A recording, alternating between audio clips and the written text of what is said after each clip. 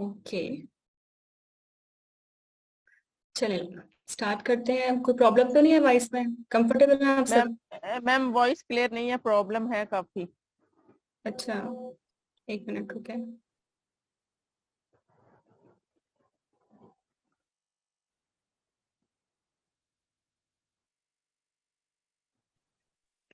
मुझे बताते रहिएगा जब आपको ठीक महसूस हो। जी मैम मुझे तो क्लियर आ रही है आपकी आवाज। क्लियर नहीं आपकी आ रही आवाज मुझे। क्लियर है। चलो फिर आई थिंक अगर एक या दो इंडिविजुअल के साथ मसला है ना, तो फिर उनके अपने माइक में मसला है या सिग्नल में जी मसला ठीक है, है। मैं चेक करती हूँ। जी मे बी यस। चलिए मुझे ये बताएं कि वो मेंस्ट्रुअल साइकिल आपने सुना, वो समझ आया? मेंस्ट्रुअल साइकिल की एबीसी हमने की थी, किस किसने सुना यस इसको? मैम। वो ओजेनेसिस का रोला जो था समझ आ गया? Primary oversight, secondary oversight. हाँ जी जी जी समझ चलो, आया। हाँ ये काफी इम्पोर्टेंट है एग्जाम में, फिर बड़ा तंग होता है बंदा कि क्या कौन सी की चूज करे। तो जी दैट्स गुड, आपको ये समझ आ गया। अब बाकी मैं हमेशा कहती हूँ कि जब भी प्लेसेंटा करें ना, पूरा सिस्टम वाइज एक ही दफा करें, फ्रॉम ए टू जी, और सेम फॉर मेंस्ट्रुअल साइकिल, क्योंकि एंड तक इनमें से बहुत इची बिची आती रहती है, तंग ही होता है बंदा कि आप पैथो कब खोले या एनाटॉमी खोले, तो फिर कॉन्सेप्ट भी इतना अच्छा नहीं बनता। तो मैंने सोचा था लास्ट टाइम जब जनवरी बैच में कंडक्ट कराया था, तो नेक्स्ट टाइम मैं इनको ऑर्गेनाइज करूंगी।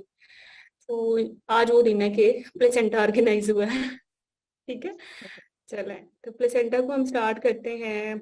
इसकी एम्ब्रियो देखेंगे, एनाटॉमी देखेंगे, फिजियोलॉजी देखेंगे, एंडोक्राइनोलॉजी देखेंगे, एबनॉर्मलिटीज देखेंगे। एबनॉर्मलिटीज में अम्बिलिकल कॉर्ड, उसके शेप की एबनॉर्मलिटीज, उसकी फंक्शन या इम्प्लांटेशन की एबनॉर्मलिटीज ये देखेंगे। बट आप कह सकते हैं कि एबनॉर्मलिटीज हम पैथोलॉजी के साथ करेंगे, पैथोलॉजी ही है इसका मतलब, एबनॉर्मलिटीज का मतलब। ठीक है, और उसकी ट्रीटमेंट जो है वो फिर अप्लाइड में आ जाती है या क्लिनिकल मैनेजमेंट में आ जाती है। तो यू विल सी के प्लेसेंटा कहीं भी एम्ब्रियो में आया तो आज ही कवर होगा, कहीं एनेटमी में आया तो आज ही कवर होगा, कहीं फिजियो एंडो में आया है आज ही कवर होगा, फार्मा में आया क्या चीजें क्रॉस करती हैं पैसिवली एक्टिवली, वो भी आज ही कर लेंगे साथ ही, और इसका पैथोलॉजिकल एस्पेक्ट और क्लिनिकल मैनेजमेंट का एस्पेक्ट भी कर लेंगे। तो लेट्स स्टार्ट फ्रॉम ओवरव्यू। अच्छा, मैं थोड़ा सा स्लाइड्स को ओवरव्यू करा दूं कि थोड़ा सा हम प्लेसेंटा की, मेरे क्वेश्चन आपके दिमाग में हमेशा ही होते हैं, भाई ये क्या डेसिडुआ क्या है, ये कोरियन क्या भला है, इसमें कितनी प्लेट्स हैं, ये विलाय क्या हैं, इनकी क्या टाइप्स हैं, एनाटॉमी की बात करें तो क्या सर्कुलेशन है मैटरनल फीटल की, कैसे कनेक्शन होता है, और क्या फिर बैरियर है इसका, ये कॉटिलेडन्स क्या होते हैं, ये अम्बिलिकल कॉर्ड क्या है, इसकी एनाटॉमी क्या है, लाइकर क्या है, इसकी पैथोफिजियो क्या है, और अगर हम इसकी फिजियोलॉजी की बात करें प्लेसेंटा की, तो फंक्शन क्या है, कौन बहुत सारे ड्रग्स और सब्सटेंसेस इसमें से कैसे जो है क्रॉस करते हैं और कुछ नहीं भी करते। इसका एंडोक्राइन पार्ट क्या है, कौन कौन से हार्मोन्स हैं जो प्लेसेंटा से निकलते हैं, उनका क्या फंक्शन है, और अगर ये सब कुछ ठीक है तो ठीक है, अगर खराब हो गया तो फिर कैसी कैसी खराबियां हैं, उससे क्या होगा in terms of implantation issues, preeclampsia, IUGR हो जाता है, रिमॉडलिंग नहीं होती है अगर स्पाइरल आर्टरीज की, अगर शेप खराब है तो बाइलोब्ड हो जाएंगे, ट्राइलोब्ड हो जाएंगे, सबसेंचुरेट हो जाएंगे, अगर लोकेशन खराब है डीवियस हो जाएंगे। ठीक है, इन्वेजन डीप हो गई है तो एक्रीटास इनक्रीटास बन जाएंगे, और अगर उस पर चिपक गया umbilical cord instead of central periphery पे आके अटैच हो गया या मेम्ब्रेन्स में अटैच हो गया, तो फिर डिफरेंट और तरह की पैथोलॉजीज देखने को मिलेंगी, जैसे हम वाजा प्रीविया फिलामेंटस कॉर्ड इंसेक्शंस कहते हैं। ठीक है, और अगर नॉर्मल लोकेशन है लेकिन due to some reasons bleeding हो गई है, अब्डक्शन हो गई है, तो फिर उसकी क्या ग्रेड्स हैं, क्या चीज, फिर उसकी क्लिनिकल क्या है, क्या करना है उसमें। और रेडियोलॉजी में अगर हम देखें तो how we will diagnose previa abduction, invasion, ठीक है, एंड मैच्योरिटी ग्रेड्स। तो ये आपके माइंड में हमेशा रहते हैं, ये फ्रीक्वेंटली आस्क्ड क्वेश्चंस हैं प्लेसेंटा के। तो इसके बाद हम प्लेसेंटा के थोड़ा सा ओवरव्यू लेंगे, कैसे शक्ल है, क्या इसके डायमेंशन हैं, और फिर एम्ब्रियोलॉजिकल पार्ट हम देखेंगे बनता कैसे है ना, फिर क्या कितने इसके पार्ट्स हैं, और साथ ही देख लेंगे कि कोई ड्रग है जो इसको सही कर सकती है अगर ये खराब हो जाए इसकी इम्प्लांटेशन। फिर अगर प्रीक्लम्पशिया होता है इम्प्लांटेशन इश्यूज में तो उसमें क्या मसले मसाइल हैं, ये साथ ही ले लेंगे। फिर विलायत क्या होती हैं, वो होती ही क्यों है, और फिर इनकी टाइप्स क्या हैं। फिर इनकी टाइप्स के बाद हम करेंगे मैटरनल साइड प्लेसेंटा की कैसे दिखती है, और फीटल साइड कैसे दिखती है, क्या वहाँ वेरियस टाइप ऑफ प्लेट्स हैं, ठीक है। साथ ही हम ले लेंगे रिसेस आइसोमराइजेशन क्या होती है, और साथ ही हम ले लेंगे कि जो ऑक्सीजन डिसोसिएशन कर्व है इस पिट्यूटरो प्लेसेंटल सर्कुलेशन के साथ ऑक्सीजन का ट्रैवल वो भी देख लेंगे। फिर हम देख लेंगे कि डेसिडुआ, मैंने बोला था ना एंडोमेट्रियम, प्रेगनेंसी की एंडोमेट्रियम को एंडोमेट्रियम नहीं बोलते बल्कि डेसिडुआ बोलते हैं। तो डेसिडुआ एंडोमेट्रियम इन प्रेगनेंसी कितने टाइप्स की होती है। फिर कुछ तस्वीरें रिवाइज करेंगे फ्रॉम 1 to 4 वीक जो हमने पहले सेशन किया था। फिर ये तस्वीर बड़ी आती है एग्जाम में, आपको बताना होता है 2 क्या है, 4 क्या है, 1 क्या है, ठीक है। जनवरी में भी काफी क्वेश्चंस थे इस पिक्चर से। अच्छा, फिर इसके बाद क्रियोनिक प्लेट वेसल प्लेट पढ़ेंगे, फ्रंडोजम और लीक का डिफरेंस पढ़ेंगे, नॉर्मल इम्प्लांटेशन कहाँ तक होनी चाहिए, फीटल व्यू क्या होता है प्लेसेंटा का, मैटरनल व्यू क्या होता है, ठीक है। फिर ये देखेंगे। फिर प्लेसेंटल बैरियर 20 वीक से पहले कैसा होता है और आफ्टर 20 वीक कैसा होता है, और अगर इसमें चेंज आती है तो क्यों आती है, उसका क्या फायदा है, ठीक है। ये बैरियर देख लेंगे। फिर इस बैरियर का जो एंड प्रोडक्ट है, जो फाइनल मैचुरेशन है, वो हीमोकोरियल प्रेजेंटेशन होती है, वो क्या होती है। फिर एम्ब्रियो के बाद हम इसकी एनाटॉमी करेंगे। फिर प्लेसेंटल स्ट्रक्चर को थोड़ा सा ओवरव्यू भी किया है, दोबारा देख लेंगे, मैटरनल साइड देख लेंगे, फिटल साइड देख लेंगे, कॉटिलेडन्स या लोकुलेशन देख लेंगे, फिर अम्बिलिकल कार्ड की एनाटॉमी देख लेंगे। अभी जान हो रही है।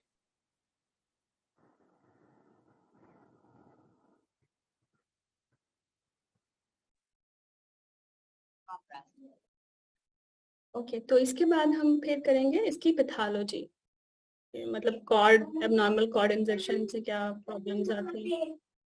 ये ले आ गई।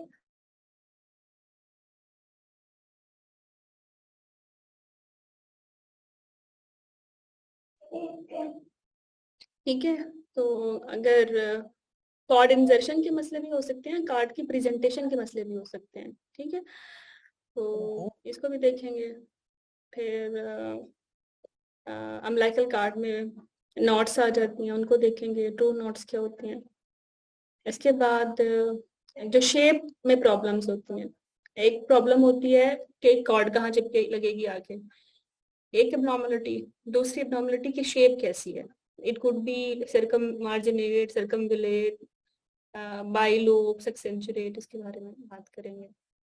फिर हम देखेंगे कुछ क्विज़ेस भी लेंगे साथ में। फिर हाँ, फिर हम एबनॉर्मल इन्वेजन पढ़ेंगे कि यूजुअली तो बेसिलस में इन्वेड नहीं होता, प्लेसेंटा अगर हो जाए तो फिर इसकी वेरियस टाइप्स हैं, इंक्रीटा एक्रीटा, इनको देखेंगे। फिर प्रीविया को देखेंगे, लो लाइन प्लेसेंटा को देखेंगे, फिर वाजा प्रीविया देखेंगे, फिर विलामेंटस कॉर्ड इंजर्शन की एसोसिएशंस और अब्डक्शन के ग्रेड्स देखेंगे। फिर टाइप्स देखेंगे अब्डक्शन की, और कुछ क्विज लेंगे। फिर एमनियोटिक फ्लूइड को थोड़ा सा रिवाइज करेंगे, है तो फिजियो का पार्ट। ठीक है, ये एनाटॉमी की स्लाइड्स ऊपर नीचे हुई है, बट एनीवे एनाटॉमी की कंटिन्यूएशन स्लाइड्स हैं, जब पढ़ेंगे तो फिर ये साथ ही करेंगे, ठीक है। कोरियोनिक विलाइस क्या होती है, कॉटिलेडन्स, जेली लेंथ कितनी होती है, फलाना ढमकाना सारा इसमें। अच्छा, एनाटॉमी के बाद कुछ क्विज़ेस आ जाएंगे, जो पढ़ा है उन्हीं में से आएंगे। फिर ये आफ्टर एनाटॉमिकल व्यू हम फिजियोलॉजी देखेंगे कि क्या फंक्शन है प्लेसेंटा का, और इसमें से क्या चीजें ट्रैवल करती हैं, किस तरीके से करती हैं, ठीक है। और बैरियर फंक्शन क्या होता है इसका, फिर एंडोक्राइनल फंक्शन क्या होता है इसका, ठीक है।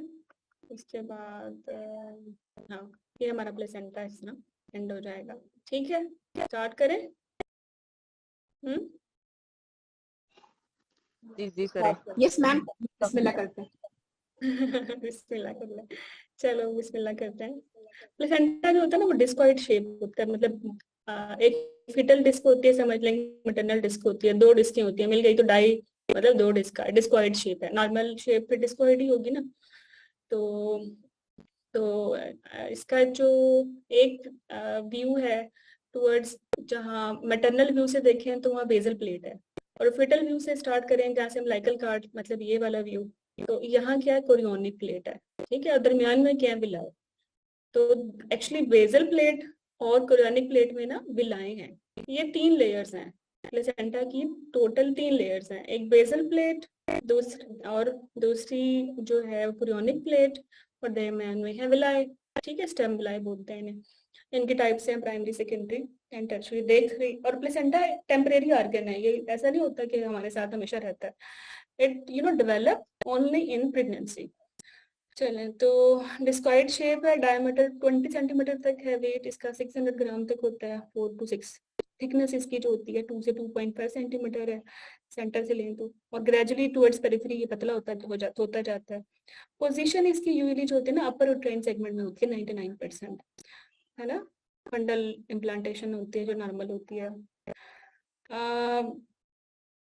जो यूट्रस की कॉन्ट्रैक्शंस है ना नॉर्मल फेस में, वो उसको फंडली लेके जाती हैं। लेकिन अगर एबनॉर्मल कॉन्ट्रैक्शंस हो यूट्रस की, कि कोई स्कार लग गया उस पर, तो वेंटिलेटरली जाके चिपक जाता है।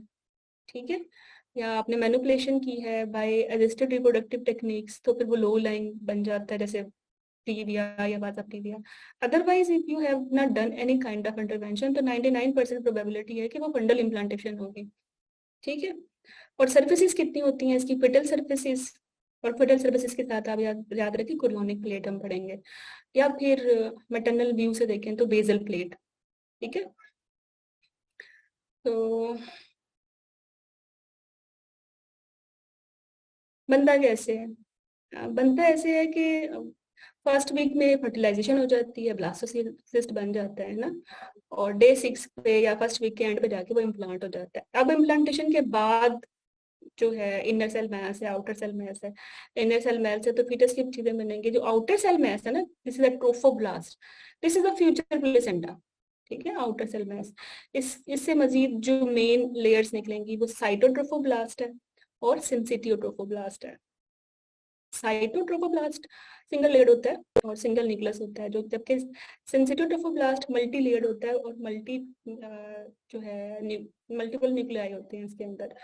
सिंसिटियोट्रोफोब्लास्ट की जो इन्वेडिंग पावर है ना, वो किसी ट्यूमर से भी बहुत ज्यादा है, इतना ये जल्दी इन्वेड करता है। ये इन्वेड करेगा तो फिर कनेक्शन होगा ना मैटरनल वेसल्स के साथ, है ना, तो इसकी इन्वेजन बड़ी अच्छी होती है। तो आउटर सेल मैस, उसमें उसका नाम है ट्रोफोब्लास्ट। ट्रोफोब्लास्ट के फिर 2 पार्ट्स हैं, साइटोट्रोफोब्लास्ट और सिंसिटियोट्रोफोब्लास्ट। साइटोट्रोफोब्लास्ट पहले बनता है और साइटोट्रोफोब्लास्ट में ही डेवलपमेंट होती है, और उससे सिंसिटियोट्रोफोब्लास्ट बनता है। तो जो माइटोटिक एक्टिविटी ज्यादा होती है वो साइटोट्रोफोब्लास्ट में ही होती है। साइटोट्रोफोब्लास्ट में एक्स्ट्रा विलस साइटोट्रोफोब्लास्ट होता है और विलस साइटोट्रोफोब्लास्ट होता है। और अर्ली सिंसिटियोट्रोफोब्लास्ट, इसको हम विलस सिंसिटियोट्रोफोब्लास्ट भी बोलते हैं, एक ही बात है। ठीक है, तो अगर इस तरह देखें तो ट्रोफोब्लास्ट की फिर 3 टाइप्स हो गई ना, extra villous cytotrophoblast, villous cytotrophoblast and villous syncytiotrophoblast. फिर अच्छा, फिर ये जो एक्स्ट्रा विलस ट्रोफोब्लास्ट है ना, इसने क्या करना है, अगर ये इसमें और इसके साथ सिंसिटियोट्रोफोब्लास्ट, अगर इसमें रिमोडलिंग इश्यूज हो जाए, इन्वेजन ना करे ये टुवर्ड्स मैटरनल पार्ट, तो फिर वो कनेक्शन डेवलप नहीं होगा स्पाइनल आर्टरीज के साथ, तो ब्लड नहीं मिलेगा बच्चे को, बच्चा छोटा रह जाएगा, आईयूजीआर हो जाएगा उसको, है ना। तो ये इन्वेजन बड़ी जरूरी है। दो वेव ऑफ इन्वेजन होती हैं। एक अर्ली हो जाती है इन्वेजन फर्स्ट ट्राइमेस्टर में, और एक second wave of invasion trophoblast की होती है सेकंड ट्राइमेस्टर में। ठीक है, तो अगर इस इन्वेजन से पहले पहले अगर हमें पता हो कि ये पेशेंट एट रिस्क है या having major risk factors for preeclampsia, तो हम पहले लोप्रिन अगर स्टार्ट करते हैं तो बचत हो सकती है। तो लोप्रिन भी आप लो डोज देंगे, मतलब लेस देन 300। गाइडलाइन में लिखा होगा इसकी डोज 75 से 150 मिलीग्राम। ठीक है, अगर इतना आप दें टाइमली पेशेंट की असेसमेंट करके कि patient is having moderate to major respective preeclampsia, आप लोप्रिन स्टार्ट कर दें तो ये इसकी प्रिवेंशन करता है, सेकेंडरी प्रिवेंशन करता है। कैसे करता है तो ये ब्लड थिनर ही ना, तो इसलिए इम्प्लांटेशन को फेवर करता है। ठीक है, और ये काफी हद तक प्रिवेंट कर सकता है प्रीक्लेम्शिया को, 100% तो नहीं बट काफी हद तक। अब चूंकि प्रीक्लेम्शिया को प्रिवेंट करेगा तो फिर सवेयर प्रीक्लेम्शिया और एक्लेम्शिया को भी प्रिवेंट करेगा। एक्चुअली प्रीक्लेम्शिया तो हमारे बस में नहीं है, पेशेंट में इंडिपेंडेंट रिस्पेक्टर्स हैं, प्राइमी है, ठीक है, प्राइमरी ग्रेविडास में यूरिडी होते हैं, फैमिली हिस्ट्री है, हाइपरटेंसिव है, लेकिन उस प्रीक्लेम्शिया को मजीद खराब करना तो हमारे बस में है ना। अगर आपने टाइमली लोप्रिन स्टार्ट नहीं की तो वो तो खराब हो जाएगी। तो कॉम्प्लिकेशन हमारा कसूर है, प्रीक्लेम्शिया का होना हमारा कसूर नहीं है, बट उसको कॉम्प्लिकेट करना हमारा कसूर है, बिकॉज हमने टाइमली उसको इंटरवेन नहीं किया, उसमें सर्वेलेंस नहीं की, है ना, टाइमली डिलीवर नहीं किया। इफ वी वर लुकिंग के कॉम्प्लिकेट कर रही है चीजें, तो हमारे प्रोफेसर कहते थे प्रीक्लेम्शिया हो जाए कोई मसला नहीं है, प्रीक्लेम्शिया में मोर्टेलिटी होगी ना तो फिर बड़ा मसला, देन यू आर कल्प्रिट। तो टाइमली मैक्सेलफेट दिया जा सकता है ना। चलें, तो दो ड्रग्स हैं, एस्पिरिन और मैक्सेलफेट, जो प्रीक्लेम्शिया में हमारी कॉम्प्लिकेशन में मदद करेंगे। अब ये यहाँ बस मैं इस तस्वीर में ये दिखाना चाहती हूँ, मैं तस्वीरें ज्यादा लगाती हूँ ताकि आपकी पिक्चर मेमोरी बने। ठीक है, उनको बस ऐसे देखा करेंगे जैसे मैं बता रही हूँ। ये बस इसमें ये देखें, यहाँ तक रिमॉडलिंग हुई है, और जो नॉर्मल प्रेगनेंसी में रिमॉडलिंग कहाँ तक होनी थी, यहाँ तक होनी थी, तो इतनी तो नहीं हुई ना, तो इसका मतलब है कम हुई है रिमॉडलिंग, रिमॉडलिंग होनी चाहिए थी। ठीक है, ये क्या है, ये कैपिलरीज हैं, मैटरनल कैपिलरीज हैं, इनकी रिमॉडलिंग नहीं हुई।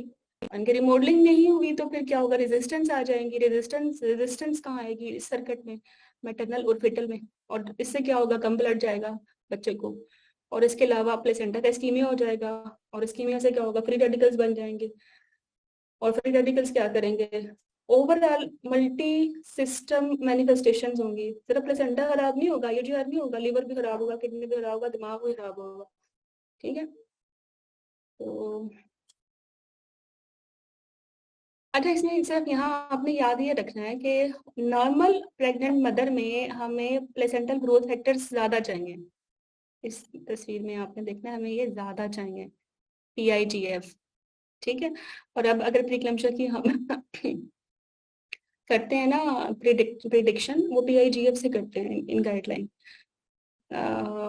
इन recent guideline placental growth factor से करते हैं। तो ये ज्यादा होना चाहिए, और अगर प्रीक्लेम्शिया है तो फिर ये बेचारा कम हो गया, है ना, PIGF कम हो गया, ये का एग्जाम क्वेश्चन है, तो फिर बैलेंस खराब हो गया। फिर क्या हो गया, ये जो SFLT है, SNG है, इनके एब्रीवेशन है किसी चीज की जो मुझे अभी याद नहीं आ रही, बहरहाल ये ज्यादा हो जाते हैं। वी डोंट वांट कि SFLT ज्यादा हो, इसमें ज्यादा सिग्निफिकेंट SFLT है, SFLT1। अगर ये ज्यादा है तो फिर पेशेंट को रिस्क ज्यादा है प्रीक्लेम्शिया का। ठीक है, अच्छा, फिर विलाय क्या होते हैं, आपको याद होगा, हम देखेंगे कि दोबारा कि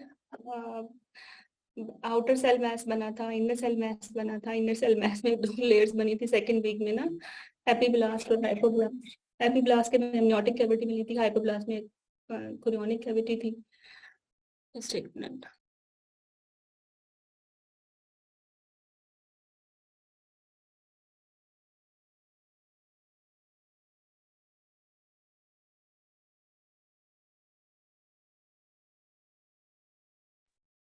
तो फिर क्या हुआ था कि वो उस कैविटी को ना कवर कर लिया था एक्स्ट्रा एम्ब्रियोनिक मीजोडर्म ने, और एक्स्ट्रा एम्ब्रियोनिक मीजोडर्म की बेसिकली बड़ा काम आएगी विलाय को पढ़ने में। ठीक है, चलें अभी अब प्राइमरी विलस की बात। प्राइमरी विलस से मुराद है कि पोर जो है दरमियान में साइटोट्रोफोब्लास्ट है और उसके इर्द गिर्द साइटोट्रोफोब्लास्ट है, बस ये 2 लेयर्स हैं जैसे प्राइमरी विलाय। अच्छा, फिर सेकेंडरी विलस में क्या होगा, इसमें मेसोडर्मल कोल आ जाएगा, वो जो कवरिंग थी ना एक्स्ट्रा एम्ब्रियोनिक मेसोडर्म की, वो इसको इन्वेड कर लेगी। ठीक है, और I will show the picture later. तो फिर जब मेसोडर्म कोर आपको कहे ना कोई कि साइटोट्रोफोब्लास्ट सेंट्रोब्लास्ट के साथ मेसोडर्मल कोर आ गया दरमियान में, तो ये क्या है, this is confirmation for secondary villous. ठीक है, अब ये विलाई का काम क्या होता है, हमने बोला था ना प्लेसेंटा ने क्या करना है, ब्लड देना है माँ से लेके बच्चे को। तो ब्लड, फीटल ब्लड कहाँ जाएगा, फीटल ब्लड यहाँ दरमियान में आने वाला है। तो फिर ये मेसोडर्म ही ब्लड वेसल्स बना रही है ताकि फीटल ब्लड इसमें जाए। ठीक है, तो जो मेन फंक्शन है वो प्लेसेंटा का बेसिकली विलाई बनाना है ताकि फीटल ब्लड जो है इनमें ट्रेवल करे, और आउटर जो इंटरविलस स्पेसीज हैं उसमें जो मैटरनल ब्लड है उसमें इनका न्यूट्रिएंट्स का एक्सचेंज हो। तो टर्शियरी विलस में क्या होगा कि इसमें फीटल ब्लड वेसल्स जो है, मतलब ब्लड, फीटल ब्लड सेल्स आ जाएंगे। ये देखिए ब्लड वेसल्स और सेल्स आ जाए। ठीक है, तो इट्स मीन इसमें वी हैव नथिंग, सिर्फ साइटोट्रोफोब्लास्ट है या सेंट्रोब्लास्ट है, मेसोडर्म नहीं है। मेसोडर्म सेकेंडरी में है, और अगर ब्लड वेसल्स हैं फीटल तो वो टर्शियरी में है। And we want tertiary vessels, जो एक फंक्शनल अच्छा प्लेसेंटा है, जटाउम का प्लेसेंटा है, उसमें सारी की सारी टर्शियरी विलाइज होती हैं। ओके, फिर अगेन वही तस्वीरें हैं कि प्राइमरी विलाई में क्या है। हाँ, ये देखिए ये तस्वीर में आप, ये जो मेसोडर्म है ना, बेसिकली इससे भी नीचे हम जाएं तो ये था, 2 लेयर्स थी ना, एपिब्लास्ट हाइपोब्लास्ट की। इसमें यहाँ आ गई थी एमनियोटिक कैविटी और यहाँ आ गई थी कोरियोनिक कैविटी, और इस सारे को कवर कर लिया था मेसोडर्म में ना, एक्स्ट्रा एम्ब्रियोनिक मेसोडर्म में। तो हाँ, तो यहाँ से कनेक्टिंग स्टाक की जो फीचर अम्बिलिकल कार्ड है, तो यहाँ से जो ये जो मेसोडर्म है, ये वाली मेसोडर्म, ठीक है, इसमें सेकेंडरी विलाई जब बनेगा तो ये इसके अंदर घुस जाएगी ना, ताकि ये कार्ड से ब्लड जो है कनेक्शन बने, फिर इसमें स्पेसीज में जो मैटरनल ब्लड आए तो आपस में एक्सचेंज करें। ठीक है, तो फिलहाल अभी तो सिर्फ कोर जो है खाली है, इसमें सिर्फ साइटोट्रोफोब्लास्ट और आउटर सेंसिटोट्रोफोब्लास्ट है। तो दिस इज आ फर्स्ट है प्राइमरी विलाई। मजीद मैच्योर होगा तो मेसोडर्म आ जाएगी, ये वाली मेसोडर्म इसके अंदर चली गई, जो कि यहाँ तो नहीं गई थी ना, अब चली गई। तो ये सेकेंडरी विलाई है। अब मेसोडर्म में मजीद डेवलपमेंट हुई और ब्लड वेसल्स आ गई, ब्रांचिंग हो गई, फिर ब्लड वेसल्स आ गई, तो ये टर्शियरी विलाई बन गया। अच्छा, ये एक विलाई है, ये एक विलाई है, तो दरमियान में इंटरविलस स्पेस ही होगी ना। तो इसमें क्या आएगा, इसमें यूट्राइन ग्लैंड्स बड़े हो गए। अगर हम फीट मैटरनल व्यू से देखें, डिसीडुअल व्यू से देखें, तो ये जो स्पाइरल आर्टरीज से उनकी रिमोडलिंग हो रही थी ना, वो इरोड कर रही थी, यहाँ से सेंसिटिव इरोड कर रहा था। दोनों में डायरेक्ट कम्युनिकेशन तो नहीं हुआ, एक बैरियर रहेगा, बट जो एक्सचेंज है वो ऐसे होगी। ये सारा ब्लड इंटर विलस स्पेस में इन लैक्यूना में भर जाएगा। तो इनमें कौन सा ब्लड है, मैटरनल, और जो इनसाइड टर्शियरी विलाई कौन सा ब्लड है, फीटल। तो फीटल और मैटरनल ब्लड डायरेक्ट तो नहीं मिला ना, दरमियान में ये वेसल्स नहीं है, ये सेल्स नहीं है साइटोट्रोफोब्लास्ट सेंसिटोट्रोफोब्लास्ट के। तो इस तरह ये होता है कि मिक्सिंग नहीं होती। अगर ये मिक्सिंग हो जाए तो फिर तो मसला हो जाएगा, माँ का ब्लड ग्रुप नेगेटिव है, बच्चे का पॉजिटिव है, तो फिर तो वो नेगेटिव पॉजिटिव के साथ मिक्स हो जाएगा, उसके अगेंस्ट एंटीबॉडीज बना देगा और बच्चे को तो एनीमिया हो जाएगा, हाइड्रोप्स हो जाएगा। हो भी जाता है रेयरली, अगर उन एंटीबॉडी को, एंटीजेंस को न्यूट्रल ना किया जाए एंटीबॉडी देके। तो नेचुरली तो हमने ये देखते हैं ना, ये तो पैथोलॉजी है। तो फिजियोलॉजिकल स्टेटस में ये बैरियर इस सेपरेशन को मेंटेन रखता है, बट विद टर्म ना, विद एडवांस जेस्टेशनल एज, ये बैरियर पतले से पतला होता जाता है। एग्जिस्ट ये जरूर करता है लेकिन पतले से पतला होता जाता है, क्योंकि जितना पतला होगा उतनी ज्यादा रैपिड मूवमेंट होगी, है ना, न्यूट्रिएंट्स की, बेस प्रोडक्ट्स की। तो ये मैटरनल साइड है। मैटरनल साइड में होता है बेसल प्लेट, ठीक है, बेसल प्लेट। तो और फीटल साइड पे क्या थी, कोरियोनिक प्लेट है, और दरमियान में क्या है, विलस। तो ये 3 लेयर नहीं बन गई प्लेसेंटा की। प्लेसेंटा में हमने कहा था 3 लेयर होता है, 1 लेयर, 2 लेयर और 3 लेयर। तो ये फीटल साइड से तो अम्बिलिकल कार्ड है, इसमें जो है अम्बिलिकल आर्टरीज हैं 2 और एक अम्बिलिकल वेन है। वेन में अच्छा ब्लड है और आर्टरीज में जो है वो गंदा ब्लड है। अब ये जा कहाँ रहा है, टर्शियरी विलस के अंदर जा रहा है। टर्शियरी विलस कम्युनिकेट किससे कर रही है? विद यू नो एक बैरियर के साथ इंटरविलस स्पेसिस से। उसमें कौन सा ब्लड जा रहा है? ठीक है, उसमें जा रहा है मैटरनल ब्लड। ठीक है, और इन दोनों को एक दूसरे से दूर कौन रखता है? एक बैरियर, इसका नाम क्या? Placental barrier. ठीक है, तो ये तस्वीरें देख लें। ये फिर आप और देख लें, ये मम्मी है, ये बेबी है। मम्मी की साइड से प्लेसेंटा, ये जो बेसल प्लेट है उसमें कोटिलेडन्स नजर आते हैं। ठीक है, कोटिलेडन्स होते हैं, डिप्रेशंस होती हैं, और फीटल साइड से वो स्मूथ होता है, सिर्फ मैटरनल वो जो फिटल वेसल्स हैं वही नजर आ रही होती हैं, या अम्बिलिकल कार्ड इंसर्ट हो जाती है। तो ये टर्शियरी विलाई इंटरविलस स्पेस है, ये मम्मी है। ठीक है, मम्मी की जो ब्लड है वो इन स्पेसिस में आएगा। बस ये ऐसी ये तस्वीर है। हाँ, बाकी बच्चे का जो हीमोग्लोबिन होती है इंट्रायूट्राइन लाइफ 28 वीक्स तक, वो हीमोग्लोबिन एफ होती है। 28 वीक्स के बाद ए बनना शुरू होती है। बर्थ पे ए जो है, जो ए और एफ में एफ ज्यादा होती है, लेकिन at 6 month of the life after birth haemoglobin A जो है वो एफ से ज्यादा हो जाती है। अगर थैलेसीमियाज होते हैं तो फिर एफ परसिस्ट करती है। हीमोग्लोबिन एफ का मतलब है माइंड, मतलब ये ज्यादा ऑक्सीजन लेना चाहती है, क्योंकि बच्चों को ऑक्सीजन चाहिए। वो अपनी कांस के तो लंग काम नहीं कर रहे ना, वो तो माँ से ही लेगा ऑक्सीजन, माँ तो के लंग काम कर रहे हैं। तो ये जो ऑक्सीजन डिसोसिएशन कर्व है ना हीमोग्लोबिन एफ में लेफ्ट साइड पे होता है, बस ये याद रखना। बस baby want more oxygen. Left side पे हर चीज लो है वैसे, ये आता है एग्जाम में। देखो, प्रेशर भी कम है, CO2 का, pH भी कम है, टेम्परेचर भी कम है, कम एल्टीट्यूड पे लेफ्ट एक्सिस हो जाता है डिसोसिएशन कर्व। 2-3 DPG है वो भी कम है। ठीक है, तो ये सब चीजें अगर कम होंगी तो डिसोसिएशन कर्व ऑक्सीजन का लेफ्ट साइड पे चला जाएगा। और लेफ्ट साइड से बता दिया कि ऑक्सीजन रिलीज नहीं होगी, वो ऑक्सीजन लेके बैठा रहेगा, जैसे हीमोग्लोबिन एफ लेके बैठा रहता है। तो अब हम बात करते हैं डेसिडुआ की। डेसिडुआ क्या था? एंडोमेट्रियम। एंडोमेट्रियम को प्रेगनेंसी में बोलते हैं डेसिडुआ। तो आप ये शक्लें देखें इसकी कि डेसिडुआ ये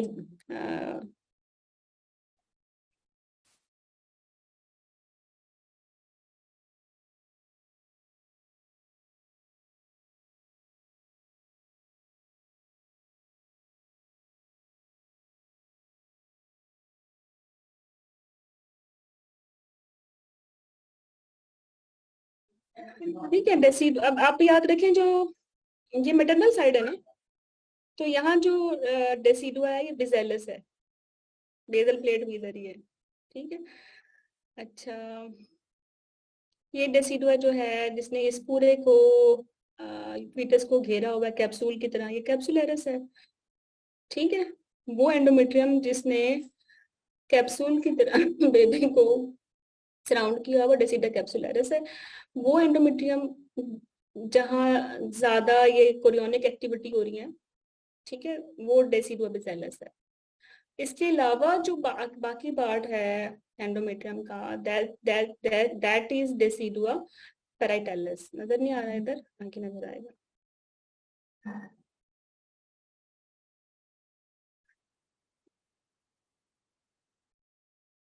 बस ये तस्वीरें देख लें, ये inner cell mass, outer cell, ये जो एम्ब्रियोब्लास्ट के 2 लेयर्स हैं, ऊपर ऊपर एमनियोटिक कैविटी है, नीचे यॉर्क सैक है। ठीक है, और इन सब के को कवर किया हुआ है एक्स्ट्रा एमनियोनिक सीलोम ने, और एक्स्ट्रा एमनियोनिक सीलोम के साथ है मेसोडर्म, और मेसोडर्म की सेकेंडरी विलाई में मिलती है, और टर्शियरी विलाई में जाके वो डेवलप हो जाती है इनटू वेसल्स। तो ये, हाँ, अब हम यहाँ थे कि what is decidua bacillus. Region between the blastocyst and the myometrium. ठीक है, इसको हम कहते हैं डेसिडुआ बेसिलस, मतलब वो पार्ट जहाँ डायरेक्ट इम्प्लांटेशन होती है एम्ब्रियोब्लास्ट की इनटू द एंडोमेट्रियम, वो ये वाला पोर्शन, सिर्फ यही वाला, दिस इज डेसिडुआ बेसिलस। ठीक है, कैप्सुलरिस के endometrium that covered and implanted the blastocyst. इसके अलावा जो इम्प्लांटेशन साइट के अलावा जो इसने कवर किया कैप्सूल की तरह इसको एम्ब्रियो को, this is the decidua capsularis, ठीक है। और पेरिटेलिस क्या है, बाकी रिमेनिंग एंडोमेट्रियम, ठीक है। अब 1 क्या है, 2 क्या है, 3 क्या है, 4 क्या है, ये आपको बताना होता है पेपर में। 4 क्या है, पेरिटेलिस। 2 क्या है, कैप्सुलरिस, ठीक है। और 3 क्या है, बेसिलस। बेसिलस। तो फिर ये क्या है, आ, हाँ ये 1 और 4 में क्या फर्क है ये देखते हैं। तो 3 तो बेसिलस थी, ठीक है। और हाँ ये जो यूट्रो यूट्रस स्कैवम है ये मुझे खुद नहीं पता, ठीक है। Uterus cavity. अच्छा अच्छा इतना मुश्किल ना हो। हाँ यूट्रस की कैविटी, ओके। अच्छा फिर क्या होता है, नॉर्मल प्रेजेंटेशन होती है फंक्शनल लेयर में। एंडोमेट्रियम की 3 लेयर्स होती है ना, बल्कि फंक्शन के लिहाज से 2 होती हैं, फंक्शनैलिस और बेसिलस। और फंक्शनल में 2 होती हैं, स्पॉन्जी और कंपैक्ट, ठीक है। स्पॉन्जी ज्यादा लार्जर होती है। इम्प्लांटेशन स्पॉन्जी लेयर तक होती है, स्पॉन्जिज्म तक होती है, बेसिलस में नहीं होती। बेसिलस में होगी तो it's mean this is going to be a morbid adherence of placenta. अच्छा अच्छा। अच्छा वो वाला पार्ट कोरियोनिक प्लेट का जिस जहाँ इम्प्लांटेशन होती है उसे कहते हैं क्रोनिक फ्रंटोसम, ठीक है। और क्रोनिकली वो सारा पार्ट है जिसमें यहाँ इम्प्लांटेशन नहीं हुई। ये भी पूछ लेते हैं कि जो फिटल पोर्शन है वो फीटल पार्ट जो होता है वो क्रोनिक फ्रंटोसम का होता है, while the maternal portion is found by the decidua bacillus. तो अब अपनी प्लेट्स याद रखनी है। अगर हम फीटल व्यू से देखते हैं ना तो हमें प्लेसेंटा का जो लेयर है उसको हम कहते हैं क्रोनिक प्लेट है। क्रोनिक प्लेट में होता क्या है, extra embryonic mesoderm including fetal blood, cytotrophoblast and syncytiotrophoblast. और अगर हम माँ की तरफ से देखें, मतलब आप समझें कि हम स्पाइरल आर्टरी में खड़े हुए हैं, तो फिर हम उस साइड से देखें तो हमें बेसल प्लेट मिलती है। और बेसल प्लेट से मेरा ये है डेसिडुआ बेसिलस, ठीक है। Outer and inner syncytotrophoblast and outer cytotrophoblast, very simple।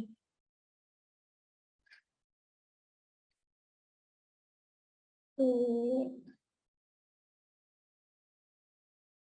अब अगर हम यहाँ से देखते हैं ना, मैटरनल व्यू से देखते हैं तो ये डेसिडुआ बेसिलस है, ये वाला सारा पार्ट ये बेसल प्लेट है, ठीक है। तो बेसल प्लेट में हमें क्या मिलेगा, पहले सिंचिटोट्रोफोब्लास्ट मिलेगी ना, फिर साइटोट्रोफोब्लास्ट मिलेगी, ठीक है। और अगर फिटल से देखें तो पहले फिटल ब्लड वेसल्स मिलेंगे, फिर हमें साइटोट्रोफोब्लास्ट मिलेगी और आखिर में हमें सिंचिटोट्रोफोब्लास्ट मिलेगी। तो ऑर्डर चेंज हो गया।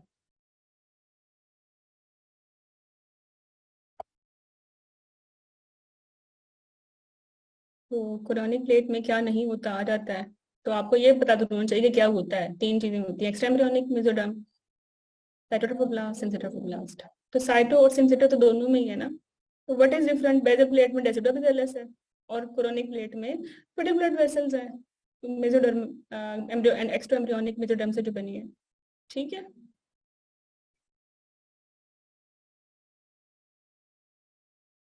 बाकी वही प्लेसेंटा की फिर लेयर्स आ गई।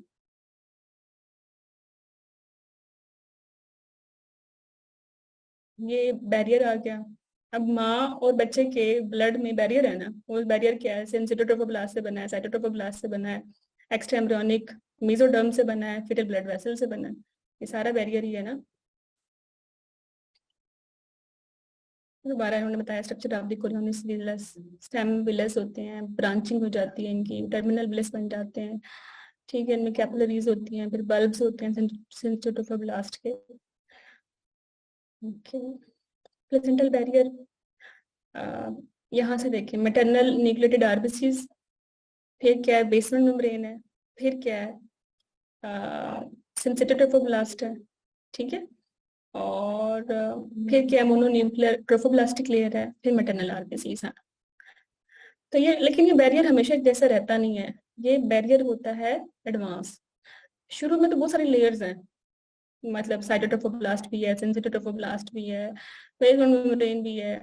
लेकिन एंड पे क्या होता है, जब टर्म पे हम देखते हैं जो ब्लड वेसल है फीटल्स की उसके एंडोथेलियम है और आरबीसीज हैं, मतलब बहुत पतली हो जाती है। तो ये जो लिमिटेड सेक्टर बैरियर है ना एट द टर्म, ये इसलिए इसको फेवर करता है कि मैक्सिमम ट्रांसपोर्ट हो चीज़ों की इन एंड आउट। ठीक है, तो इसको हम कहते हैं haemochorial placentation. It is characterized by a limited cellular barrier for maternal and fetal delivery of the nutrients, and in some instances, extensive intrauterine trophoblast cell invasion and uterine arterial remodeling. ठीक है,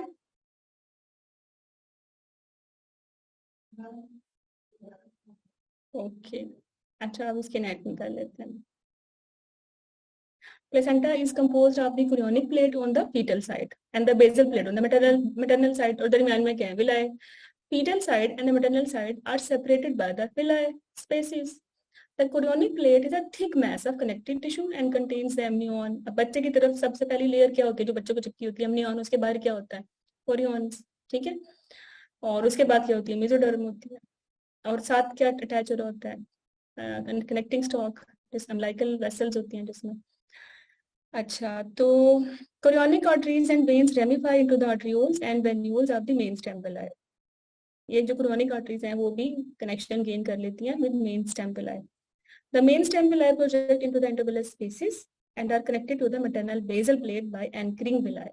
ये anchoring villi basically बड़े मजे के होते हैं, they help in maximum transport. हैं ये विलाय, जो मर्जी नाम रखो, तो 3 लेयर ही हैं, बेसल प्लेट, विलाय और फिर कोरियोनिक प्लेट। कोरियोन आपको दी समझना बच्चे की साइड पे ही होगा। तो मैटरनल साइड से हम देखेंगे तो ये ऐसे रफ सा नजर आती है, फेटल साइड से देखेंगे तो बड़ी स्मूथ लिसनिंग नजर आती है। क्यों, एमनियन और कोरियोन की वजह से दोनों ट्रांसपेरेंट होती हैं। अब कोरियोन की एक्टिविटी टुवर्ड्स मैटरनल साइड तो बहुत ज्यादा है, कोरियोनिक फ्रंटोसम बना हुआ है, और इसके अलावा पूरे प्लेसेंटा में कोरियोनिक लीव्स रेजिडुअल है, क्योंकि ज्यादा एक्टिविटी नहीं चाहिए, बिल्कुल चिपका होता है एम्ब्रियन के साथ। तो डिलीवर हो जाता है प्लेसेंटा, आप देखते भी हैं तो वो आराम से सेपरेट भी हो जाता है। मैंने तस्वीर मैं वैसे शेयर करूंगी एंड पे यूट्यूब की, एक प्लेसेंटा की काफी सारी इसमें वेराइटीज हैं, उससे आपको अच्छा समझ आएगा अगर चली वीडियो। अच्छा, मैटरनल साइड पे कोटिलेडन्स होते हैं, वो कैसे बनते हैं, सेप्टा बनता है, हर सेप्टा बनेगा तो ऑब्वियसली एक लेब्यूल बन जाएगा। तो कितने लोब्स होते हैं, 15 से 20 लोब्स होते हैं। They are known as the cotyledons, each having 3 to 4 anchoring villi from maternal side. हम देखते हैं इनको। अब आप इसको छोड़ दें, बाकी एनाटॉमी का पार्ट जो मैंने कहा था रह गया था उसको पढ़ते हैं।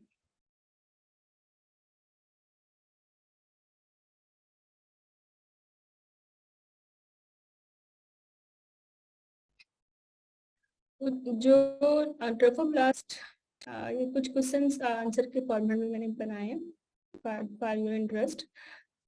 ट्रोफोब्लास्ट सेल्स की जो मेन टाइप्स है वो 2 ही होती हैं, साइटो या सिंसिटियो। ठीक है, और साइटोट्रोफोब्लास्ट में विलस और एक्स्ट्रा विलस हो जाए तो फिर 3 बन जाती हैं। तो जो इंटरमीडिएट ट्रोफोब्लास्ट भी होते हैं, इनका भी एक काम है कि एमसीक्यू आता है इनमें से भी। बट एनीवे जो मेन 2 लेयर्स है ना ट्रोफोब्लास्ट की, वो 2 ही हैं, साइटो और सिंसिटियो। साइटो में ज्यादा माइटोसिस एक्टिविटी होती है, ज्यादा सिंगल लेयर्ड होते हैं, एक न्यूक्लियस होता है, और सेंसिटिव में लेक्यूने बन जाते हैं, मल्टी लेयर्ड होते हैं, मल्टी लेयर्स होते हैं। ठीक है, बट इनमें जो होती है इनको जो बैकअप, ये बनते कहाँ से हैं, ये बनते साइटोट्रोफोब्लास्ट से हैं, उसी की मॉडिफिकेशन है सेंसिट्रोफोब्लास्ट। और सेंट्रोफोब्लास्ट क्या करती हैं, they are excellent for invasion. फिर ये क्या करते हैं, इन्वेट कर देते हैं। ये 2 वेव्स आती हैं, पहली वेव 8 से 10 हफ्ते में आती है और दूसरी वेव 16 से 18 वीक्स पे आती है। अच्छी रिमोडलिंग होगी, ट्रोफोब्लास्टिक इन्वेजन अच्छी होगी तो फिर प्लेसेंटा अच्छा रहेगा, बच्चा अच्छा रहेगा, ईडीआर नहीं होगा, प्रीक्लम्पशिया भी नहीं होगा। बहुत सारी चीजें होती हैं जो इनको कंट्रोल करती हैं कि इन्वेजन ना हो। जैसे ब्लड प्रेशर माँ का ज्यादा है, माँ की बहन या अम्मा को था प्रीक्लम्पशिया कभी, ठीक है, या प्राइमी ग्रेविडा है, जो पैटर्नल सेल्स हैं बच्चे में, वो एक इम्यून जो है रिएक्शन की वजह से इन्वेजन को नहीं होने देते, and a lot of other reasons as well. अच्छा, What are the four membranes of the trophoblast? These membranes are the amnion, chorion, allantois, and the yolk sac. What is the intervillous space? The intervillous space of the placenta is a part of the fetal maternal interface where maternal blood enters to provide the nutrients and gas exchange. What is the difference between chorion and trophoblast? The chorion consists of two layers, the outer formed by the trophoblast and the inner formed by the somatic mesoderm. The trophoblast is made of the internal layer of cubical or prismatic cells, the cytotrophoblast, a layer of the Langerhans, and an external multinucleated layer, the sensitive trophoblast. ठीक है? Okay. What are the four layers? ये हमने कर लिया. Placental abnormalities में आगे बताते हैं. अच्छा, कॉटिलेडन्स देखते हैं, ये क्या होती है? मैटरनल साइड से होती है ना, और फिटल साइड से क्या होता है? प्लेसेंटा स्मूथ होता है. सेंटर में क्या होता है? अम्बिलिकल कॉर्ड आगे अटैच हो जाती है. अम्बिलिकल कॉर्ड क्या करती है?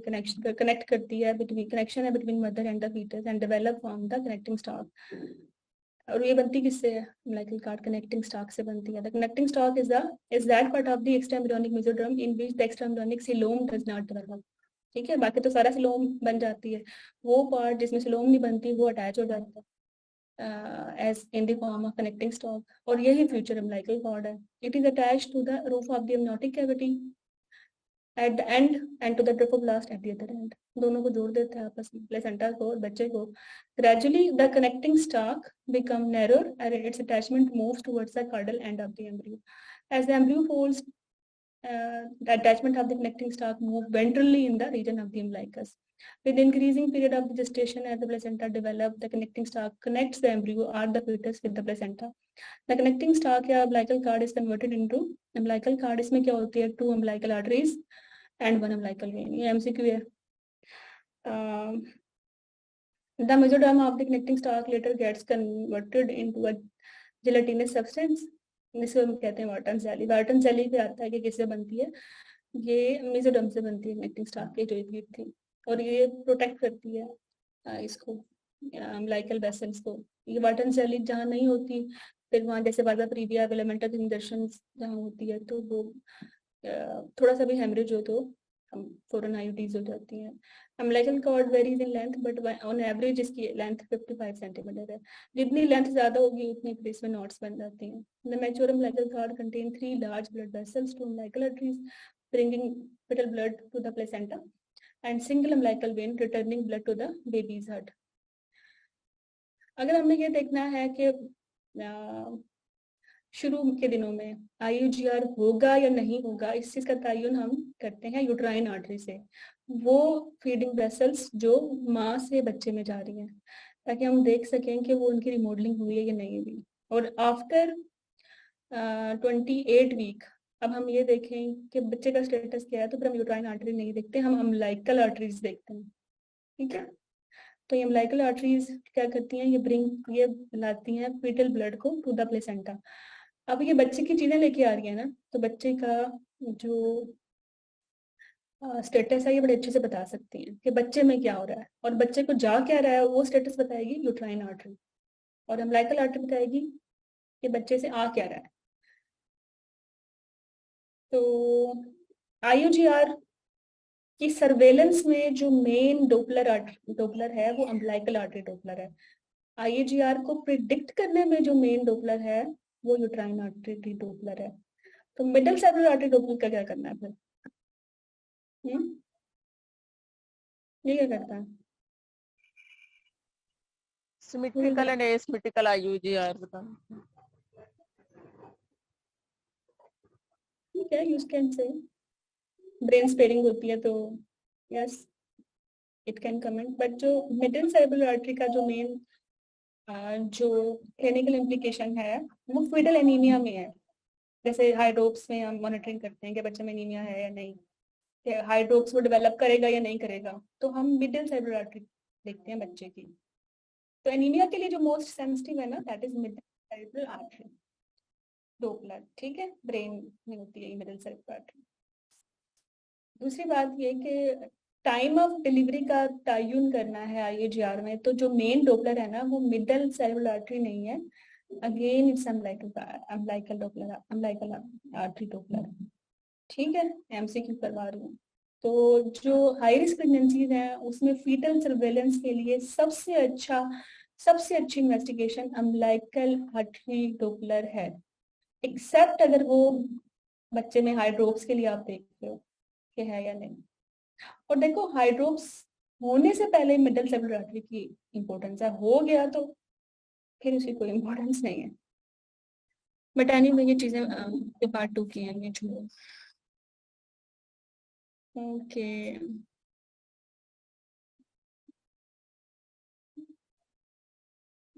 ये बस आप पढ़ लें, हम काफी इसको कर चुके हैं। वही बातें हैं जो तस्वीरों में मैंने बताई हुई हैं। Differentiation of the extraembryonic mesoderm allows the vascularization of the stem villus, which then become continuous with the vessels of the body stalk during the week 3. Placentation second week से start होती है ना और third week तक जाती है. Primary follicle stem give rise to the syncytioblast buds, again with the cytotrophoblast and mesodermal core, which become primary villi. Those primary villi adjacent to the uterine cavity regress to form the chorionic leaf. ठीक है, जो non functional chorionic part है वो leave बन जाता है ना, ये नॉन फंक्शनल होता है, और जो फंक्शनल है वो कोरियोनिक फ्रंटोसम होता है। वो कहाँ होता है? जहाँ इम्प्लांटेशन होती है। ठीक है, the villi on the deciduous side of the conceptus undergoes a further growth and branching as secondary and tertiary villi filling the intervillous spaces to form the definitive placenta. It is from the tertiary villi that the two placental villi arise. The elaboration of the villi and centered on a single primary stem villus and is called a placental lobule, which of the placenta has approximately 200. The process is completed by 8 to 10 weeks of the gestation. Okay. There is no relation between placental lobules or group of the lobules and the cotyledons or lobes when remaining the maternal surface of the term placenta. When examine the maternal surface of the term placenta, by 12 weeks the placenta has reached its definitive form and subsequently enlarged laterally.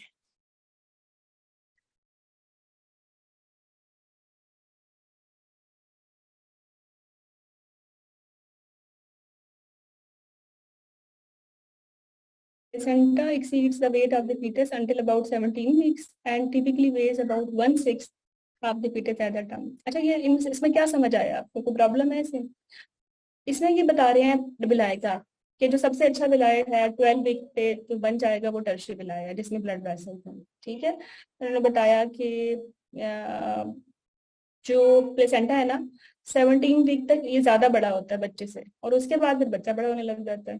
ठीक है, और कुछ ऐसी conditions हैं जिसमें placenta छोटा होता है, पैथोलॉजी में बताएं। बच्चा आप डिलीवर करते हैं समटाइम छोटा सा प्लेसेंटा निकलता है, बच्चा भी छोटा ही होता है आईयूजीआर में। हाँ, लेकिन समटाइम बच्चा आईयूजीआर और प्लेसेंटा बहुत बड़ा है, वो किसमें निकलता है? Big placenta. Batch of gestation पता नहीं, सवेरे एनीमिया और सीएमवी में। किसमें? साइटोमेगालोवायरस और सवेरे एनीमिया, इसमें प्लेसेंटा बिग होता है।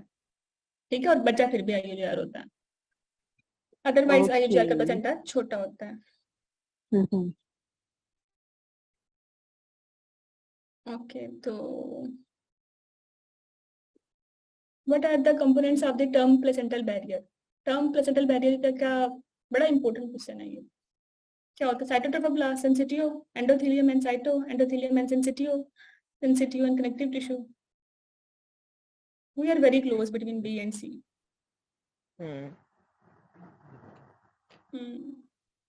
साइटो या सिंसिटियो? सिंसिटियो। सिंसिटियो, ठीक है, क्योंकि मैंने बोला था ना हीमोकोरियल प्लेसेंटेशन में थिननेस्ट हो जाता है एंड पे जाके बैरियर, और एंडोथेलियम और सिंसिटियो बचता है फाइनली, बाकी सब चीजें ऑब्लिटरेट हो जाती हैं। What is the direct blood supply of the decidua? Spiral, arcuate, straight, uterine? Spiral arteries.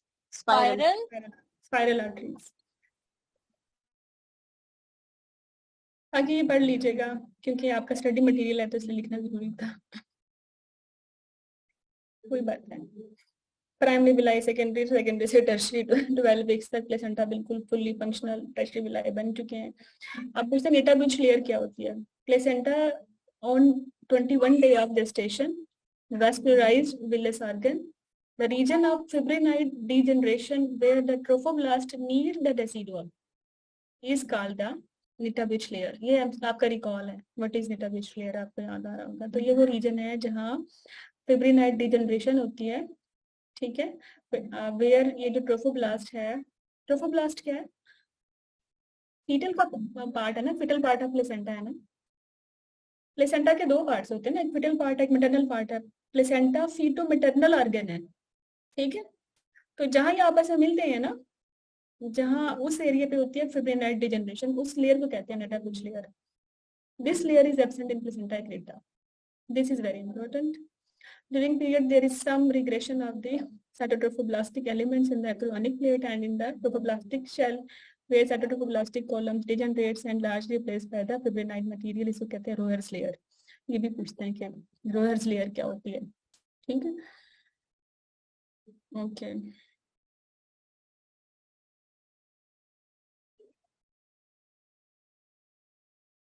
तो जहाँ ये जो साइटोप्लास्ट डिजनरेट होता है ना, तो वो जो इस प्लेस को जो रिप्लेस करता है मटेरियल, तो उसे कहते हैं रोहर्स लेयर। ओके बाकी लाइकर 12 वीक पे 50 होता है, 16 वीक पे 150 होता है, 38 पे 1000 होता है, टर्म पे कम हो जाता है थोड़ा सा, 500 से 900 तक। मतलब मैक्सिमम 36 38 तक ही लाइकर होता है, ज्यादा उसके बाद ही कम होने लग जाता है। ओके तो अब हम पढ़ते हैं फिजियोलॉजी प्लेसेंटा की। प्लेसेंटा का काम क्या है? ऑक्सीजन दे बच्चे को। दूसरा काम क्या है कि बच्चे से कार्बन डाइऑक्साइड माँ को दे ताकि माँ उसको अपने लंग से निकाले, बच्चे के तो लंग काम नहीं करते। तीसरा काम क्या है? और वेस्ट प्रोडक्ट्स हैं बच्चे के, क्योंकि उसकी किडनी भी काम नहीं करती बच्चे की, वो भी माँ के पास जाएंगे, है ना, अम्बिलिकल आर्टरीज के थ्रू। इसके अलावा वो बेचारे का तो टम्मी भी काम नहीं करता, खाता पीता तो है नहीं, तो माँ से ही खाना लेगा ना। तो मेरा बेटा कहता है मामा जब मैं आपको देख रहा था जब मैं आपके टम्मी में था ना, तो आप जब जितनी आप जब खाना खाते थे वो मैं खा रहा था। उसको बड़ा फैंटेसी है इस कार्ड की, उसको पता चल गया कार्ड क्या होती है। कहता है यहाँ से बेबी खाना खाता है तो आपकी सारी चीजें, आपकी कोक कल ही मुझे कह रहा था कि मैं इसे ले लेता था, तो मुझे इसलिए कोक पसंद है। बट एनीवे चले, न्यूट्रिशन भी ले जाता है, इम्यूनिटी भी, क्योंकि जी जो एंटीबॉडीज हैं जो क्रॉस कर लेती है प्लेसेंटा को, वो बच्चों को प्रोटेक्ट करती हैं। तो अपार्ट फ्रॉम दीज के वेस्ट प्रोडक्ट्स एक्सचेंज हो गई, न्यूट्रिशन मिल गई, रेस्पिरेटरी फंक्शन बच्चे का सरंजाम दे लिया, इम्यूनिटी दे दी, इसके अलावा इसका एंडोक्राइन पार्ट भी, ठीक है। मेन हार्मोन कौन सा प्लेसेंटा का?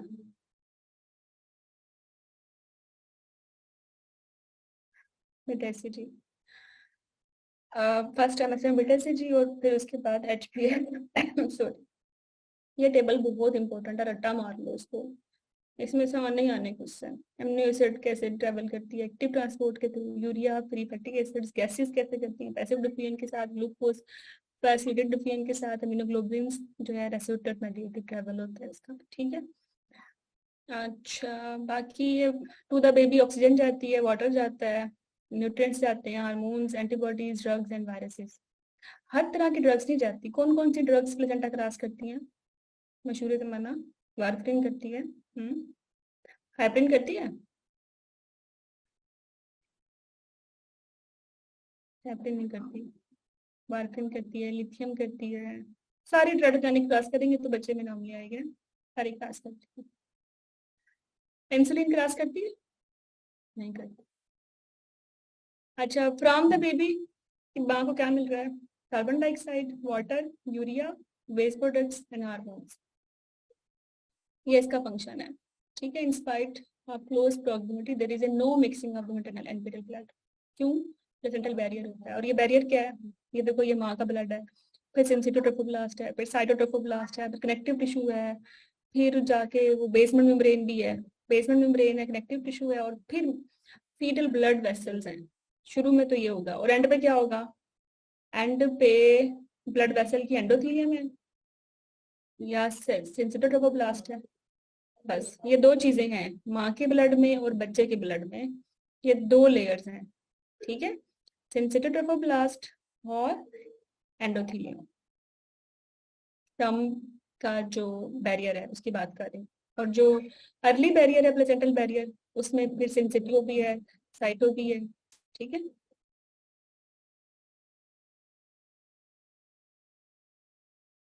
अर्ली प्रेगनेंसी में sensitive, cyto, basal membrane, stromal tissue, endothelium with fetal capillary wall 0.025 mm thick होता है ये। Near term attenuation of the sensitive layer हो जाती है, space sparse cytoplasm and distended capillaries fill the villus. Vasculosensitial membrane is the specialized zone of villi where the sensitive villi is thin and anuclear. These alpha zones are for gastric exchange. Beta zones after villi are for hormonal synthesis. Near term का जो placental barrier है उसकी बात हो रही है। Barrier function is a protective barrier to fetus against noxious agents circulating in the maternal blood. Antigen and antibodies can traverse through the placental barrier. The rate of drug transfer is increased in late pregnancy. Advanced pregnancy में जब placenta पतला हो गया तो फिर जो भी transport है वो तो फिर हैवी होगी, एडवांस होगी और रैपिड होगी। और वैसे बच्चे का साइज भी तो बढ़ जाता है ना, ग्रोथ के लिए ज्यादा न्यूट्रिशन चाहिए और जितना वो इस्तेमाल करेगा वेट इंडेक्स भी इतना बनेगा, तो प्लेसेंटा का काम एडवांसिंग जेस्टेशन के साथ बढ़ जाता है। इसी वजह से जो ट्रांसफर को हम कंपेयर करें अर्ली प्रेगनेंसी से विद एडवांस प्रेगनेंसी, तो एडवांस प्रेगनेंसी में हर तरह की ट्रांसफर या ट्रांसपोर्ट ज्यादा हो जाती है। एंडोक्राइन पार्ट अगर हम इसका देखते हैं तो बेटा-एसीजी है, HPL है, उसके बाद कोरियोनिक एड्रेनोकार्टिकोट्रोफिन है, सिर्फ नाम याद करने हैं, रिलैक्सिन है, पैराथायराइड हार्मोन रिलेटेड प्रोटीन्स हैं, ग्रोथ हार्मोन रिलेटेड वेरिएंट्स हैं, हाइपोथैलेमिक लाइक रिलीजिंग हार्मोन है, गोनाडोट्रोपिन रिलीजिंग हार्मोन है और कॉर्टिकोट्रोपिन रिलीजिंग हार्मोन है। ये एमसीक्यू भी है कि गोनाडोट्रोपिन रिलीजिंग हार्मोन बनता है प्लेसेंटा से? हाँ बनता है। ठीक है, और मुझे बताएगा कि प्लेसेंटा का गोनाडोट्रोपिन रिलीजिंग हार्मोन क्यों डिफरेंट है जो GnRH हार्मोन है हाइपोथैलेमस का, क्या डिफरेंस है दोनों का? एक डिफरेंस है, ये आपका रिकॉल भी और मुझे खुद भी भूल गया। कौन बताएगा? ये मारिया कवर कराएगी आपका एमसीक्यूज में, याद रखिएगा, बट मुझे ही बता देना कि मुझे याद नहीं रहेगा। कौन बताएगा मुझे कि क्या डिफरेंस है? सादिया ही बताएगी। ठीक है सादिया, बताओगी?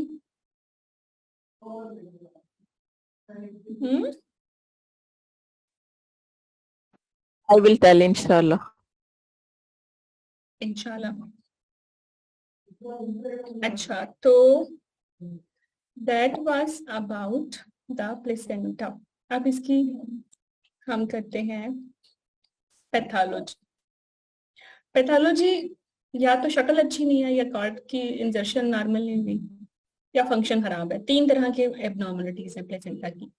कार्ड के साथ हैं तो प्रोलैप्स हो जाएगी है, अकॉल्ड कहते हैं, नजर नहीं आती बट होती है, बट आपको फील नहीं होती, पीवी करते नहीं फील होती, या स्कैन पे मिस हो जाती है। ठीक है, कार्ड प्रेजेंटेशन मींस अभी मेम्ब्रेन्स इंटैक्ट है, आप पीवी कर रहे हैं, आपको फील हो रही है pulsation, that's all. Card prolapse में मेम्ब्रेन्स रप्चर होती हैं और इसी वजह से कार्ड प्रोलैप्स होते हैं इनसाइड विजाइना या इवन आउटसाइड भी आ जाती है। जो कार्ड प्रेजेंटेशन है इसमें हम करते हैं सिजेरियन सेक्शन कैटेगरी 2 का, और जो कार्ड प्रोलैप्स है इसमें हम सिजेरियन सेक्शन कैटेगरी 2 और 1 दोनों का कर सकते हैं। बट कार्ड प्रोलैप्स और कार्ड प्रेजेंटेशन में यूजुअली होता सिजेरियन सेक्शन है, एक्सेप्ट फ्यू सिचुएशंस। ठीक है, वो कार्ड प्रोलैप्स मल्टी में हो गया है, 9 सेंटीमीटर है, हम लगा देते हैं ना उसमें वैक्यूम, तो नहीं किया ना सिजेरियन सेक्शन। बट हाँ, कार्ड प्रेजेंटेशन में होता ही सेक्शन, ठीक है, कार्ड प्रोलैप्स में सेक्शन या depending on maternal status bishop. और अगर कार्ड प्रोलैप्स में फिटल हार्ट रेट खराब हो तो फिर हम कैटेगरी 1 का सिजेरियन सेक्शन करते हैं। कैटेगरी 1 को कहते हैं क्रैश सिजेरियन सेक्शन, जो हमने विदिन 30 मिनट करना होता है, तो विदिन 75 मिनट करते हैं, वो कैटेगरी 2 का होता है। अच्छा, फिर अम्बिलिकल कार्ड में और प्रॉब्लम है, प्रोलैप्स भी हो सकती है, इसमें नकल कॉर्ड्स बन सकती हैं, नॉट्स बन सकती हैं। ठीक है, तो ये फॉल्स नॉट है, बट ये ट्रू नॉट है। ट्रू नॉट को पता कैसे चलता है? यहाँ देखिए ना, एक साइड पे ना बहुत ज्यादा हेमाटोमा बना होता है, दूसरी साइड पे ब्लीडिंग कम होती है, क्योंकि यहाँ से ट्रू नॉट है ना, ब्लड गया ही नहीं इस साइड पे। एक होती है कार्ड राउंड नेक, उसका क्या करते हैं? उसको प्राइवेट वाले सी सेक्शन करते। आप क्या करना चाहिए वैसे, गाइडलाइन क्या कहती है? रिकमेंडेड नहीं है। हाँ, रिकमेंडेड नहीं है। कितने बच्चे होते हैं कार्ड राउंड नेक होती है, आराम से हम वहीं से क्लैंप लगा के यूज डिलीवरी हो करते जाती है। हैं, डिलीवर हो जाती है। लेकिन अगर टाइट लूप्स हैं तो उसमें सेक्शन इस वजह से होता है कि बच्चे की डिसेंट नहीं होती और फिटल डिस्ट्रेसिटी खराब हो जाती है। हाँ जी। चलो, ट्रू नॉट का इंसिडेंस 22% है। ये ट्रू नॉट्स का किस में होती है? मोनोम्नियोटिक ट्विंस में होती हैं। और कितनी होती हैं? ऑलवेज, ऑलमोस्ट, मतलब 99%। एमसीक्यू है ये। स्टिल बर्थ भी ज्यादा होता है ट्रू नॉट्स में, ठीक है। और बस इतना काफी है इसका। तो ये नोट्स या कार्ड के हवाले से प्रॉब्लम्स थी। अब इसकी शक्ल के हवाले से करें तो ये देख सकते हैं। नहीं, शक्ल के हवाले से अभी नहीं करते, नोट के, कार्ड के हवाले से करते हैं। अगर कार्ड अटैच हो जाती है इसकी मार्जिन पे, तो इसको हम कहते हैं बेटल डोर प्लेसेंटा, और इस इंजर्शन को बोलते हैं मार्जिनल इंजर्शन, ठीक है। अच्छा, अगर ये जो कार्ड अटैच होती है मेम्ब्रेन्स में, ये मेम्ब्रेन्स ही है ना, मतलब सेंटर में अटैच नहीं होती बल्कि मेम्ब्रेन्स में होती हैं, और जहाँ मेम्ब्रेन्स में होती हैं तो फिर बटल वेसल्स इसमें ट्रेवल करके कनेक्टिंग स्टाफ के साथ मिलती हैं। तो ये वाला जो रास्ता है ये सेफ नहीं है। अगर ये वाला पार्ट सर्विक्स सर्विक्स हो, लेट्स सपोज सर्विक्स के पास है, तो जैसे ही एरम होगा तो फटल वेसल डैमेज हो जाएंगी। तो वो फिलामेंटस इंजर्शन जो जिसकी लोकेशन इंटरनल ओस के साथ है उसको वजह प्रीविया कहते हैं, हर किस्म को नहीं कहते वजह प्रीविया। फिर दो लोब हो सकती हैं, एक छोटी एक बड़ी। और इससे क्या होगा? आप एक भूल जाओगे, एक निकाल दोगे तो पेशेंट को पीपीएच हो जाएगा। तो सेक्सेंचुरेट लोब एसोसिएटेड विद पीपीएच, ठीक है। बाकी विलामेंटस इंजेक्शन से क्या होता है? यूडीज, एंटीबाटम हेमरेज, और ये जो बाकी जो है सेक्सेंचुरेट से पीपीएच होता है। एंटीबाटम हेमरेज किससे होता है? सर्कमविलेट से होता है, याद रखिएगा। पीपीएच सक्सेंचुरेट से होता है क्योंकि एक लोब आपको याद नहीं रहती कि अंदर पड़ी हुई है, क्योंकि आपको तो नजर आ गई एक लोब जो बिल्कुल कंप्लीट भी है, आप कहेंगे बस एक ही थी, पर अंदर भी तो है ना, फिर वो पीपीएच कराती है। तो this succenturiate comes with PPH. Antepartum haemorrhage होता है सर्कमविलेट के साथ। ये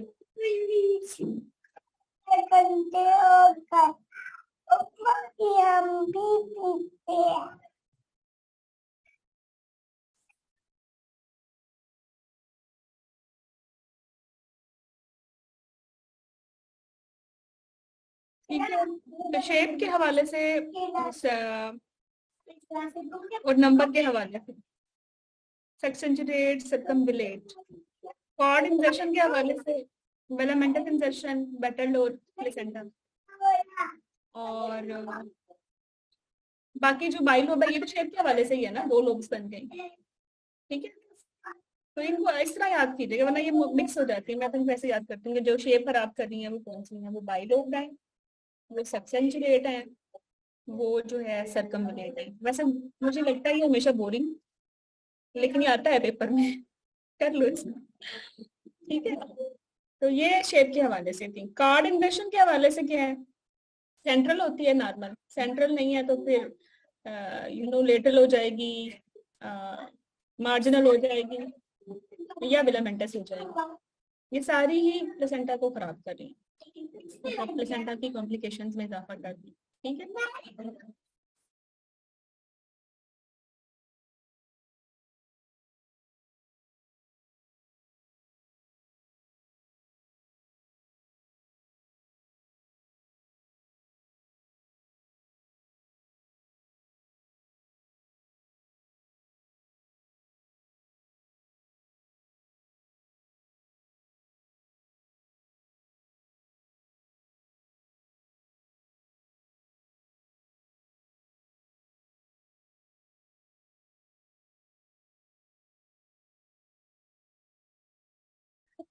ओके।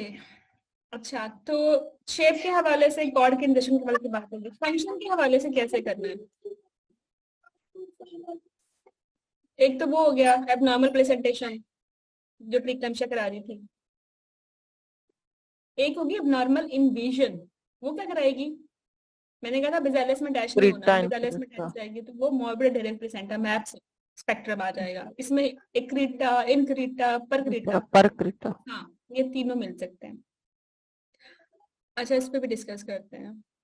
अब एक है लोकेशन के हवाले से, अगर वो लो लाइंग है जो कि नहीं होना चाहिए, फंडल होना चाहिए, तो वो प्रीविया बन जाएगा, ठीक है। और एक है उसकी मॉर्फोलॉजी के हवाले से कि उसमें ब्लीडिंग हो जाए तो वो अब्रप्शन हो जाएगी। तो अब्रप्शन होती है normally formed and normally placed placenta में ड्यू टू अदर रीजंस कि हाइपरटेंसिव है या पॉलीहाइड्रोमिया है, ट्विन है, ट्रॉमा है, ठीक है। तो मूविंग फॉरवर्ड, तो ये क्या नजर आ रहा है इस एरो पे, इसको भूल जाओ। कैसा प्लेसेंटा है ये? सर्कमफ्लेट, बाइलोब, सेक्सेंचुरेट या बैटल डोर? बाइलोब। बाइलोब। फिर ये आती है, ऐसा आएगा तो फिर ये आपने कहना है ये विलामेंटस है। देखें तो आपको लग रहा होगा कि विलामेंटस और इसमें मार्जिनल में क्या फर्क है। मार्जिनल में वो मेम्ब्रेन्स में अटैच नहीं हो रहा, विलामेंटस तो मेम्ब्रेन्स में यहाँ यहाँ जाके अटैच हो रहा है। वेसल फ्री ट्रेवल की है इतना, यहाँ तो फौरन ही अटैच हुआ है ना,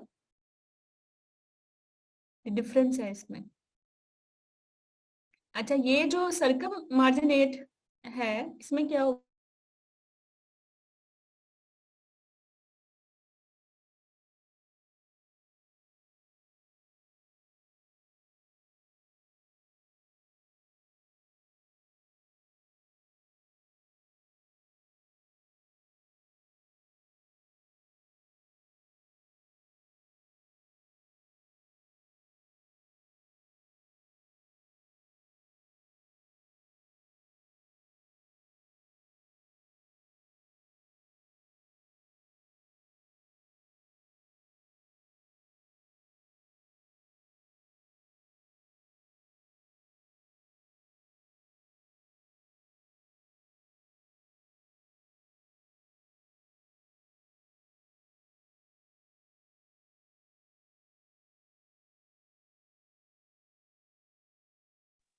मैं अभी आई, वाईफाई मेरा हिल गया।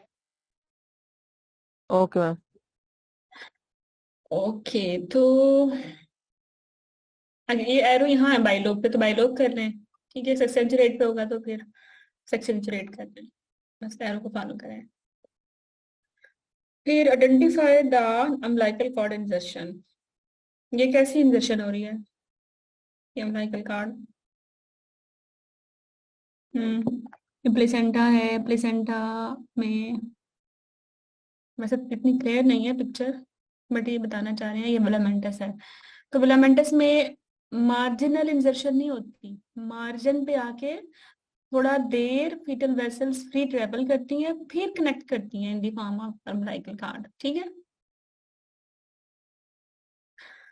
तो नॉर्मल इंजर्शन सेंट्रल होती है, एक्सेंट्रिक ऑफ द सेंटर होती है up to 2 centimetre from the edge. Marginal battledore insertion marginal है, प्लेसेंटा को बैटल डोर बोलते हैं, ये within 2 centimetre from the edge होती है और विलामेंटस मेम्ब्रेन्स में होती है। प्लेसेंटा एक्रीटा आ गया, ठीक है। अब ये जो हमने कहा था प्लेसेंटा ने अटैच होना है सिर्फ फंक्शनल लेयर में, बेजालस में नहीं जाना। तो नॉर्मल तो बेजालस में नहीं गया, एक्रीटा में बेजालस में चला जाता है। एंक्रीटा में बेजालस को भी क्रॉस करके मायोमेट्रियम को इन्वेड कर देता है। परक्रीटा में मायोमेट्रियम को इन्वेड करके सेरोजा तक चला जाता है, ठीक है। तो ये नॉर्मल है, इसमें ये प्लेसेंटा एक्रीटा है, मतलब कम इन्वेजन हुई है, बेजालस पे गया। एंक्रीटा में मायोमेट्रियम में चला गया, परक्रीटा में मायोमेट्रियम के बाद ये ब्लैडर में भी चला गया सेरोजा क्रॉस करके। अच्छा, अब ये तस्वीर देखो, इसमें क्या कौन सा प्लेसेंटा नजर आ रहा है आपको? ये एनक्रीटा है, परक्रीटा है या एक्रीटा है? पर क्रीटा। हाँ, सामने रोजा क्रॉस करके ही नजर आ रहा है ना हमें, मतलब हमने इंसियन इंडिया में पता ही है जो है ना परफेक्ट है।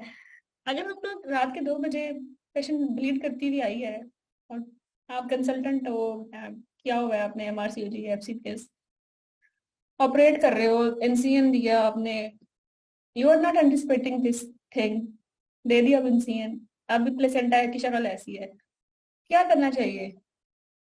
हिस्टेक्टमी। फीटल डिस्ट्रेस है, बच्चा मरने वाला है,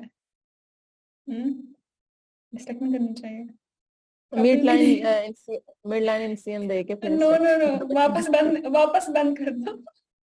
वापस बंद कर दे, हाँ बच्चा भी आपके, गया और वो। नहीं नहीं, आपकी औकात ही नहीं है इसको छेड़ने की। This is consultant procedure. वो भी 6 कंसल्टेंट की टीम होती है, ब्लड बैंक वाले, हेमाटोलॉजिस्ट वाले, interventional radiologist, ICU consultant, obstetrician जिसका स्पेशल इंटरेस्ट है इस किस्म की इमरजेंसी में, this is a nightmare for even a consultant. ठीक है, कभी भी पंगा जी नहीं लेना इस किस्म की प्लेजेंटा के साथ। मरना तो उसने वैसे ही है, फिर तुम्हारी लगेगी इंक्वायरी, तुमने कौन सा बचान लेना है, यू हैव नो एक्सपर्टीज। ठीक है, तो मेरी तो बहुत अच्छी एक सीनियर थी, उनको प्रीविया हुआ और एक्रीटा हुआ और हमारी लेबर में एक्सपायर हुई। ओहो, इन्ना नहीं। मुझे बड़ा डर लगता है, मैं कॉन्फिडेंट नहीं हूँ, अभी भी प्रीविया ग्रेटर देख के मेरे होश उड़ जाते हैं। अह, कभी लाइट मत लें, ट्रांसवर्स लाइट को जिसमें लीकिंग हो गई है, प्ले अलाइक करनी है, जिसमें प्रीविया है और जिसमें लाइक एक्रिटा, इनको कभी लाइट ना लें, कभी इंडिविजुअली इनको ऑपरेट ना करें। ठीक है, एक गंदा केस पूरी जिंदगी के लिए लेसन बन सकता है आपके लिए। बट एनीवे चलें, placenta Creta, the placenta is in direct contact with the myometrium 75%। ठीक है, the placenta in Creta, the placenta invades into the myometrium 18%। पर Creta placenta invades beyond the uterine serosa, और ये होता है 7% तक केसेस। तो मैक्सिमम हमें मिलते हैं क्रेटा 75%, 18% में क्रेटा मिलते हैं और पर क्रेटा में कम मिलते हैं। ये जो मायोमेट्रियल प्लेसेंटा के लिए जो मोडेलिटी ऑफ चॉइस है वो क्या है, डोपलर या MRI? Doctor MRI। No no no, choice नहीं है MRI, उसी डॉपलर। वो हमारी एक सेकंड लाइन इन्वेस्टिगेशन। हाँ, डोपलर गुड हैंड्स में, एक्सपर्टीज अच्छी है, Doppler is as sensitive as MRI। However MRI की एडिशनल इंडिकेशन है कि डोपलर पे आपको ये समझ नहीं आ रही कि किस तरह की इन्वेजन है, मतलब टाइपिंग करने के लिए एक्रीटा तो डायग्नोज हो गया बट टाइप नहीं हो रहा, इंक्रीटा पर क्रीटा है, then MRI can help. And lateral extension, specifically if Doppler, if जो एक्रीटा वो है पोस्टीरियर साइड पे, then MRI can help. Otherwise जो फर्स्ट स्टेप है to investigate accreta, this is Doppler. Very important exam question. अच्छा, फिर placenta praevia क्या होता है? प्लेसेंटा प्रीविया की टर्म हम यूज करते हैं 28 के बाद, इससे पहले हम लो लाइंग प्लेसेंटा ही बोलते हैं।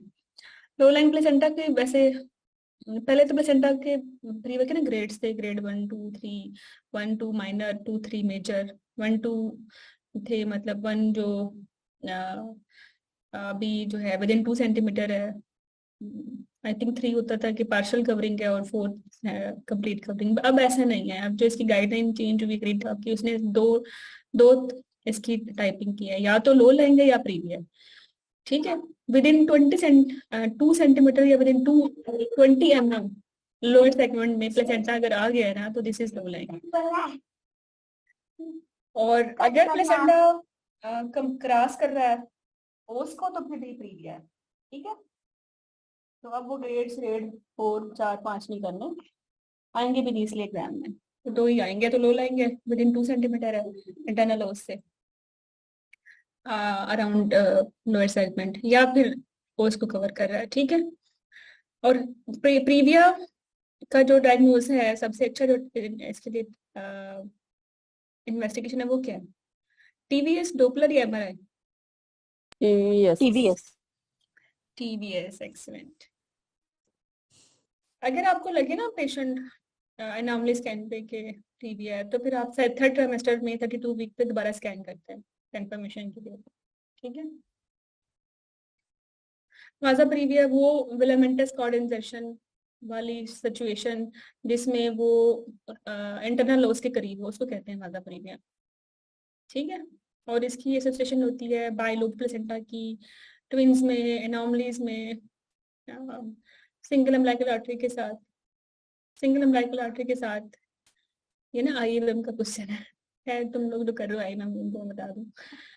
एनीवे, एक पेशेंट है, मुझे मेरा क्लिनिकल क्वेश्चन करवा रही हूँ। एक पेशेंट आई है, इसका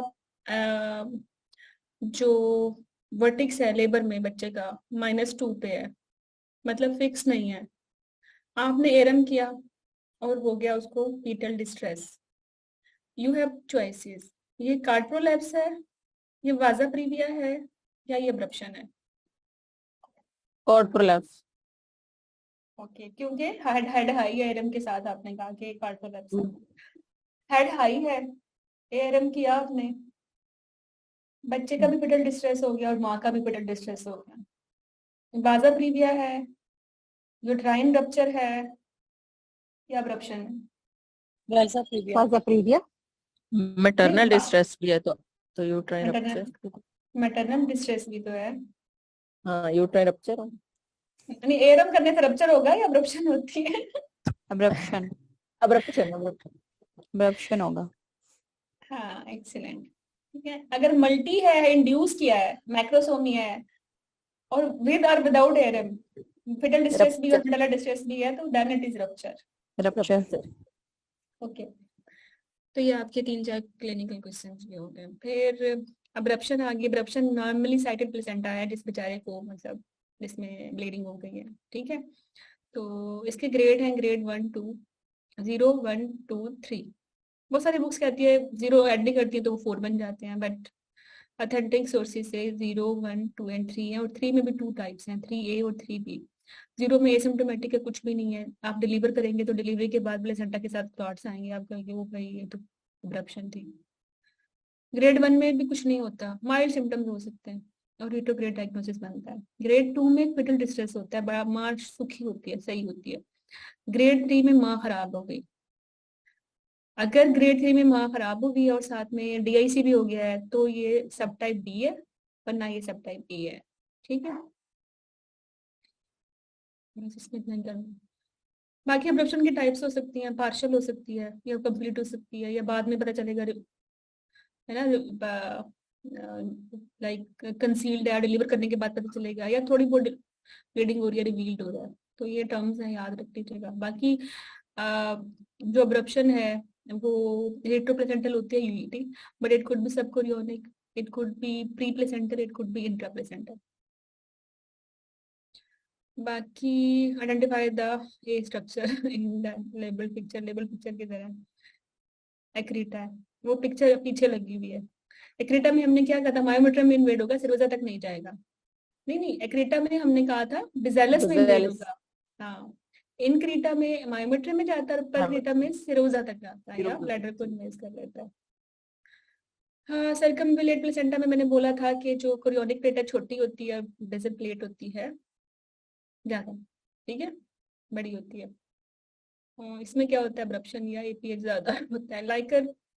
लाइकर प्रोटेक्टिव होता है, बच्चों को न्यूट्रिएंट भी प्रोवाइड करता है, मूवमेंट में भी हेल्प करता है। इनिशियली जो है इनिशियली काफी स्किन से बनता है, और एमनियोटिक भी ब्रेन से आता है, बट जो मेन पार्ट है ना इसका, वो फीटल यूरिन से आता है सेकेंड ट्राइमेस्टर में। ठीक है। बाकी इसके फंक्शन है, अगर लाइकर अच्छा है तो लंग की डेवलपमेंट अच्छी होती है। अगर लीकिंग हो जाए 24 वीक पे, या एनहाइड्रोमनियास हो जाए, तो क्या हो जाता है, पल्मोनरी हाइपोप्लेजिया हो जाता है। ठीक है। बाकी हिप्नोटिक फ्लूइड में 98% वाटर होता है, और 2% इसमें मटेरियल होता है, like minerals, carbohydrates, protein and lipids. नहीं, काफी है। बाकी इसकी pathology I think we have done in some subject, इसमें ओलिगोहाइड्रोमियाज एंड पोलोहाइड्रोमियाज। हाँ, हमने क्लिनिक अप्लाइड नॉलेज में ही हम इसको करेंगे। क्लिनिकल मैनेजमेंट में, ओलिगो का, पोली का, मिकोनियम के ग्रेड्स, ये सब चीजें। अच्छा, ये हम कर चुके हैं। मेजर कंट्रीब्यूशन यूरिन फ्लूइड का, इसका यूरिन का होता है आफ्टर 18 वीक्स, और बिफोर दिस विटल स्किन से आता है, एमसीक्यू है। तो बस ये हमारा हुआ है प्लेसेंटा। तो थोड़ा सा मैं इसको रिकैप देती हूँ, फिर इस ब्रेक ले लेंगे, फिर करेंगे सिस्टम अपना जेनेटो यूरिन। चलिए, ABC of placenta and umbilical card. तो डिस्काइड शेप होती है इसकी, ठीक है। और ये कुछ क्वेश्चन, इनका आंसर आने वाली स्लाइड्स में आ जाएगा। आप ये स्लाइड्स पढ़ोगे प्रिंट करा के तो ये ध्यान में रखेगा। ये इसका पूरा माइंड मैप है प्लेसेंटा का। फिर ये डिस्क्वाइड है, 20 सेंटीमीटर डायमीटर है, वेट इसका 500 से 600 ग्राम, मतलब आधा किलो से ज्यादा है। और 17 वीक तक ये बच्चे के साइज से भी ज्यादा होता है, उसके बाद बच्चे के साइज ज्यादा हो जाता है। थिकनेस इसकी 2.5 है, फ्रॉम सेंटर पोजीशन इसकी यूनिफंडल होती है, और इसकी 2 सर्फेसिस होती है, पीटल एंड मैटरनल। बाकी इसकी हमने एम्ब्रियो पढ़ी थी कि ब्लास्टोसिस्ट में इनर सेल मास बनता है, आउटर सेल मास बनता है। आउटर सेल मास ट्रोफोब्लास्ट बोलते हैं, और ट्रोफोब्लास्ट से फिर साइटोट्रोफोब्लास्ट और सिंथेटोट्रोफोब्लास्ट बनता है, ठीक है। और अगर ट्रोफोब्लास्टिक इन्वेजन प्रॉपर ना हो तो प्रीक्लेम्शिया हो जाता है। टाइमली लोप्रिन देने से बचत हो जाती है। और रिमॉडलिंग होना अच्छी बात है, रिमॉडलिंग नहीं होती तो फिर इस्कीमिया हो जाता है, प्लेसेंटा का एंडोटॉक्सिन रिलीज होते हैं, और मल्टी सिस्टम एक पैथोलॉजी हो जाती है जिसे हम कहते हैं preeclampsia. It could be severe HELLP eclampsia full fledged, तो सीवी हो सकता है, बहुत सारी इसकी फर्दर कॉम्प्लिकेशन है। इसमें क्या होता है, प्लेसेंटल ग्रोथ फैक्टर्स कम हो जाते हैं, एसएफएलटी ज्यादा हो जाता है प्रीक्लेम्शिया में। 3 टाइप्स की विलाई होती हैं, primary, secondary and tertiary. Primary में साइटोट्रोफोब्लास्ट होता है और सेंसिटिव होता है। सेकेंडरी में दरमियान में मेसोडर्म आ जाता है, और टर्शियरी में दरमियान में फीटल ब्लड सेल्स आ जाती हैं। और यस वी हैव, बाकी जो हीमोग्लोबिन एफ है उसमें जो ऑक्सीजन डिसेशन कर्व है वो लेफ्ट साइड पे होता है। एमसीक्यू था इसलिए लिख दिया। डेसिडुआ की हमने टाइप्स की हैं, decidua basalis, decidua parietalis and decidua capsularis, ठीक है। डेसिडुआ बिज़ेलस वो एरिया जहाँ ब्लास्टोसिस्ट मायोमेट्रियम के साथ इम्प्लांट होता है, मैक्सिमम एक्टिविटीज यही हो रही होती हैं, इसे कहते हैं डेसिडुआ बिज़ेलस। और क्रोनिक फ्रंडोजम भी यही होता है, ठीक है। और इसके अलावा जो क्रियोनिक पार्ट है वो क्रियोनिक लीग होता है। मोस्ट जो फ्रंडोजम है उसी में क्रियोनिक एक्टिविटी ज्यादा हो रही होती है, बाकी तो लीव में क्रियोन कुछ नहीं करता, जस्ट अटैच हो जाता है एमनियन के साथ, एक प्रोटेक्टिव लेयर बनाता है जस्ट, ठीक है। Decidua capsularis, apart from this region जहाँ इम्प्लांटेशन हुई है, ओवरऑल जो कवर करता है इम्प्लांटेड ब्लास्टोसिस्ट को, वो डेसिडुआ कैप्सुलरिस। और इसके बाद जो बाकी रिमेनिंग एंडोमेट्रियम कैविटी का होता है डेसिडुआ, उसको हम बोलते हैं डेसिडुआ पेरिटेलस, ठीक है। तो क्रोनिक फ्रंडोजम क्रोनिक प्लेट पे था, नहीं क्रोनिक प्लेट पे नहीं था, यहाँ था ना, इधर डेसिडुआ बिज़ेलस के साथ, ठीक है। और कोरियन का वो पार्ट जो डेसिडुआ बिज़ेलस के साथ है वो क्रोनिक फ्रंडोजम है। और अपार्ट फ्रॉम दिस जो क्रोनिक पार्ट है उसको क्रोनिक लीड बोलते हैं। अच्छा, 2 प्लेट्स होती हैं प्लेसेंटा की, मैटरनल साइड से होती है बेसल प्लेट डेसिडुआ बिज़ेलस, ठीक है, और फीटल साइड से होती है क्रियोनिक प्लेट। जो डिफरेंस है इन दोनों प्लेट्स में वो ये है कि क्रियोनिक साइड पे extra embryonic mesodermal fetal blood vessels हैं, और बेसल साइड से जो है वो डेसिडुआ बिज़ेलस है। बाकी सिंसिटिव और साइटो तो दोनों में ही है। फिर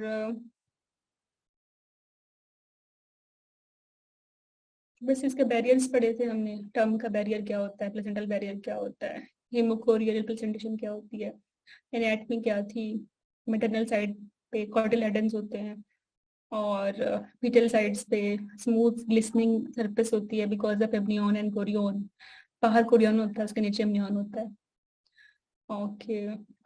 फिर लोबुलेशंस के बारे में हमने पढ़ा कि ये जो लोब्स होती हैं ये 20 होती हैं, और हर लोब में 3 to 4 एंकरिंग विलाए होते हैं। एंकरिंग विलाई की वो टाइप है जो वेरी सोफिस्टिकेटेड है फॉर इन्वेजन।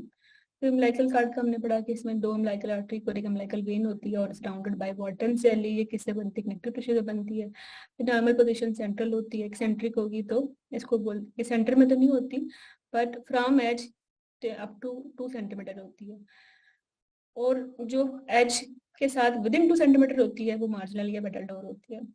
इसका समझ नहीं आया होगा तुम्हें। लेट्स सपोज ये ऐसे है, तो ये 2 सेंटीमीटर वाले एरिया में नहीं जाती, यहाँ तक होती है, इसे कहते हैं एक्सेंट्रिक। सेंटर से थोड़ा दूर जो विद इन 2 सेंटीमीटर आ जाएगी एज से, तो फिर वो मार्जिनल या बेटल डोर है। और जो इसको भी क्रॉस करके मेम्ब्रेन में ट्रेवल करके इंजर्शन होगी वो फिर फिलामेंटस हो जाती है। और फिर यहाँ थी क्या? मेम्ब्रेन ही थी ना, एमनियोटिक। अच्छा वैसे मैं भूल गई, पैथोलॉजी में आप ये भी करें, कोरियमनाइटिस भी करें।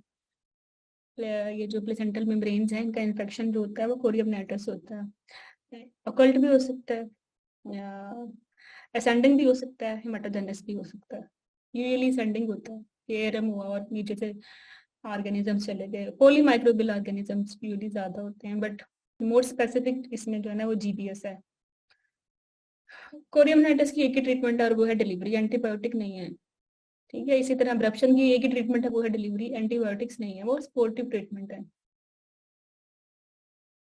अच्छा फिर हमने पैथोलॉजीज की वैकॉर्ड इंजेक्शन के साथ, और कल प्रोलैप्स हो सकता है, कार्ड प्रेजेंटेशन हो सकती है, प्रोलैप्स हो सकता है, फिर इनके मैनेजमेंट भी की, फिर ट्रू नॉट की, फॉल्स नॉट की, कार्ड राउंड नेक की, फिर शेप के हवाले से एनॉमलीज की, लोकेशन के हवाले से एनॉमलीज की इसकी, और इन्वेजन के हवाले से की, फिर फंक्शन के हवाले से भी की जैसे प्रीक्लेम्शिया, फिर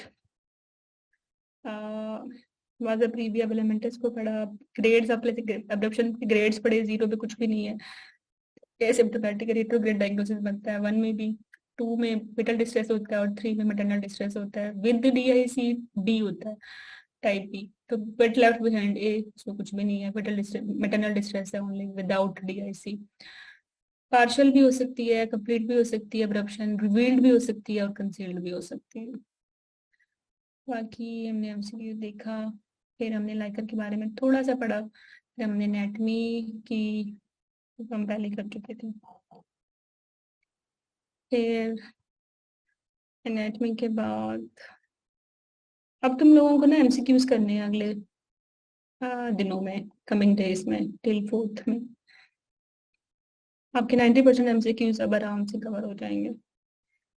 ठीक है, तो फिजियोलॉजी में हमने इसके फंक्शंस किए, ट्रांसपोर्ट कैसे होती है वो की, फिर बैरियर पढ़ा टर्म का अर्ली प्रेगनेंसी में, प्लेसेंटल बैरियर, फिर एंडोक्राइन पढ़ी, हार्मोन्स के नाम सिर्फ याद रखना है। ठीक है, ये हम कर चुके हैं। चलो, so that was about placenta. Any question?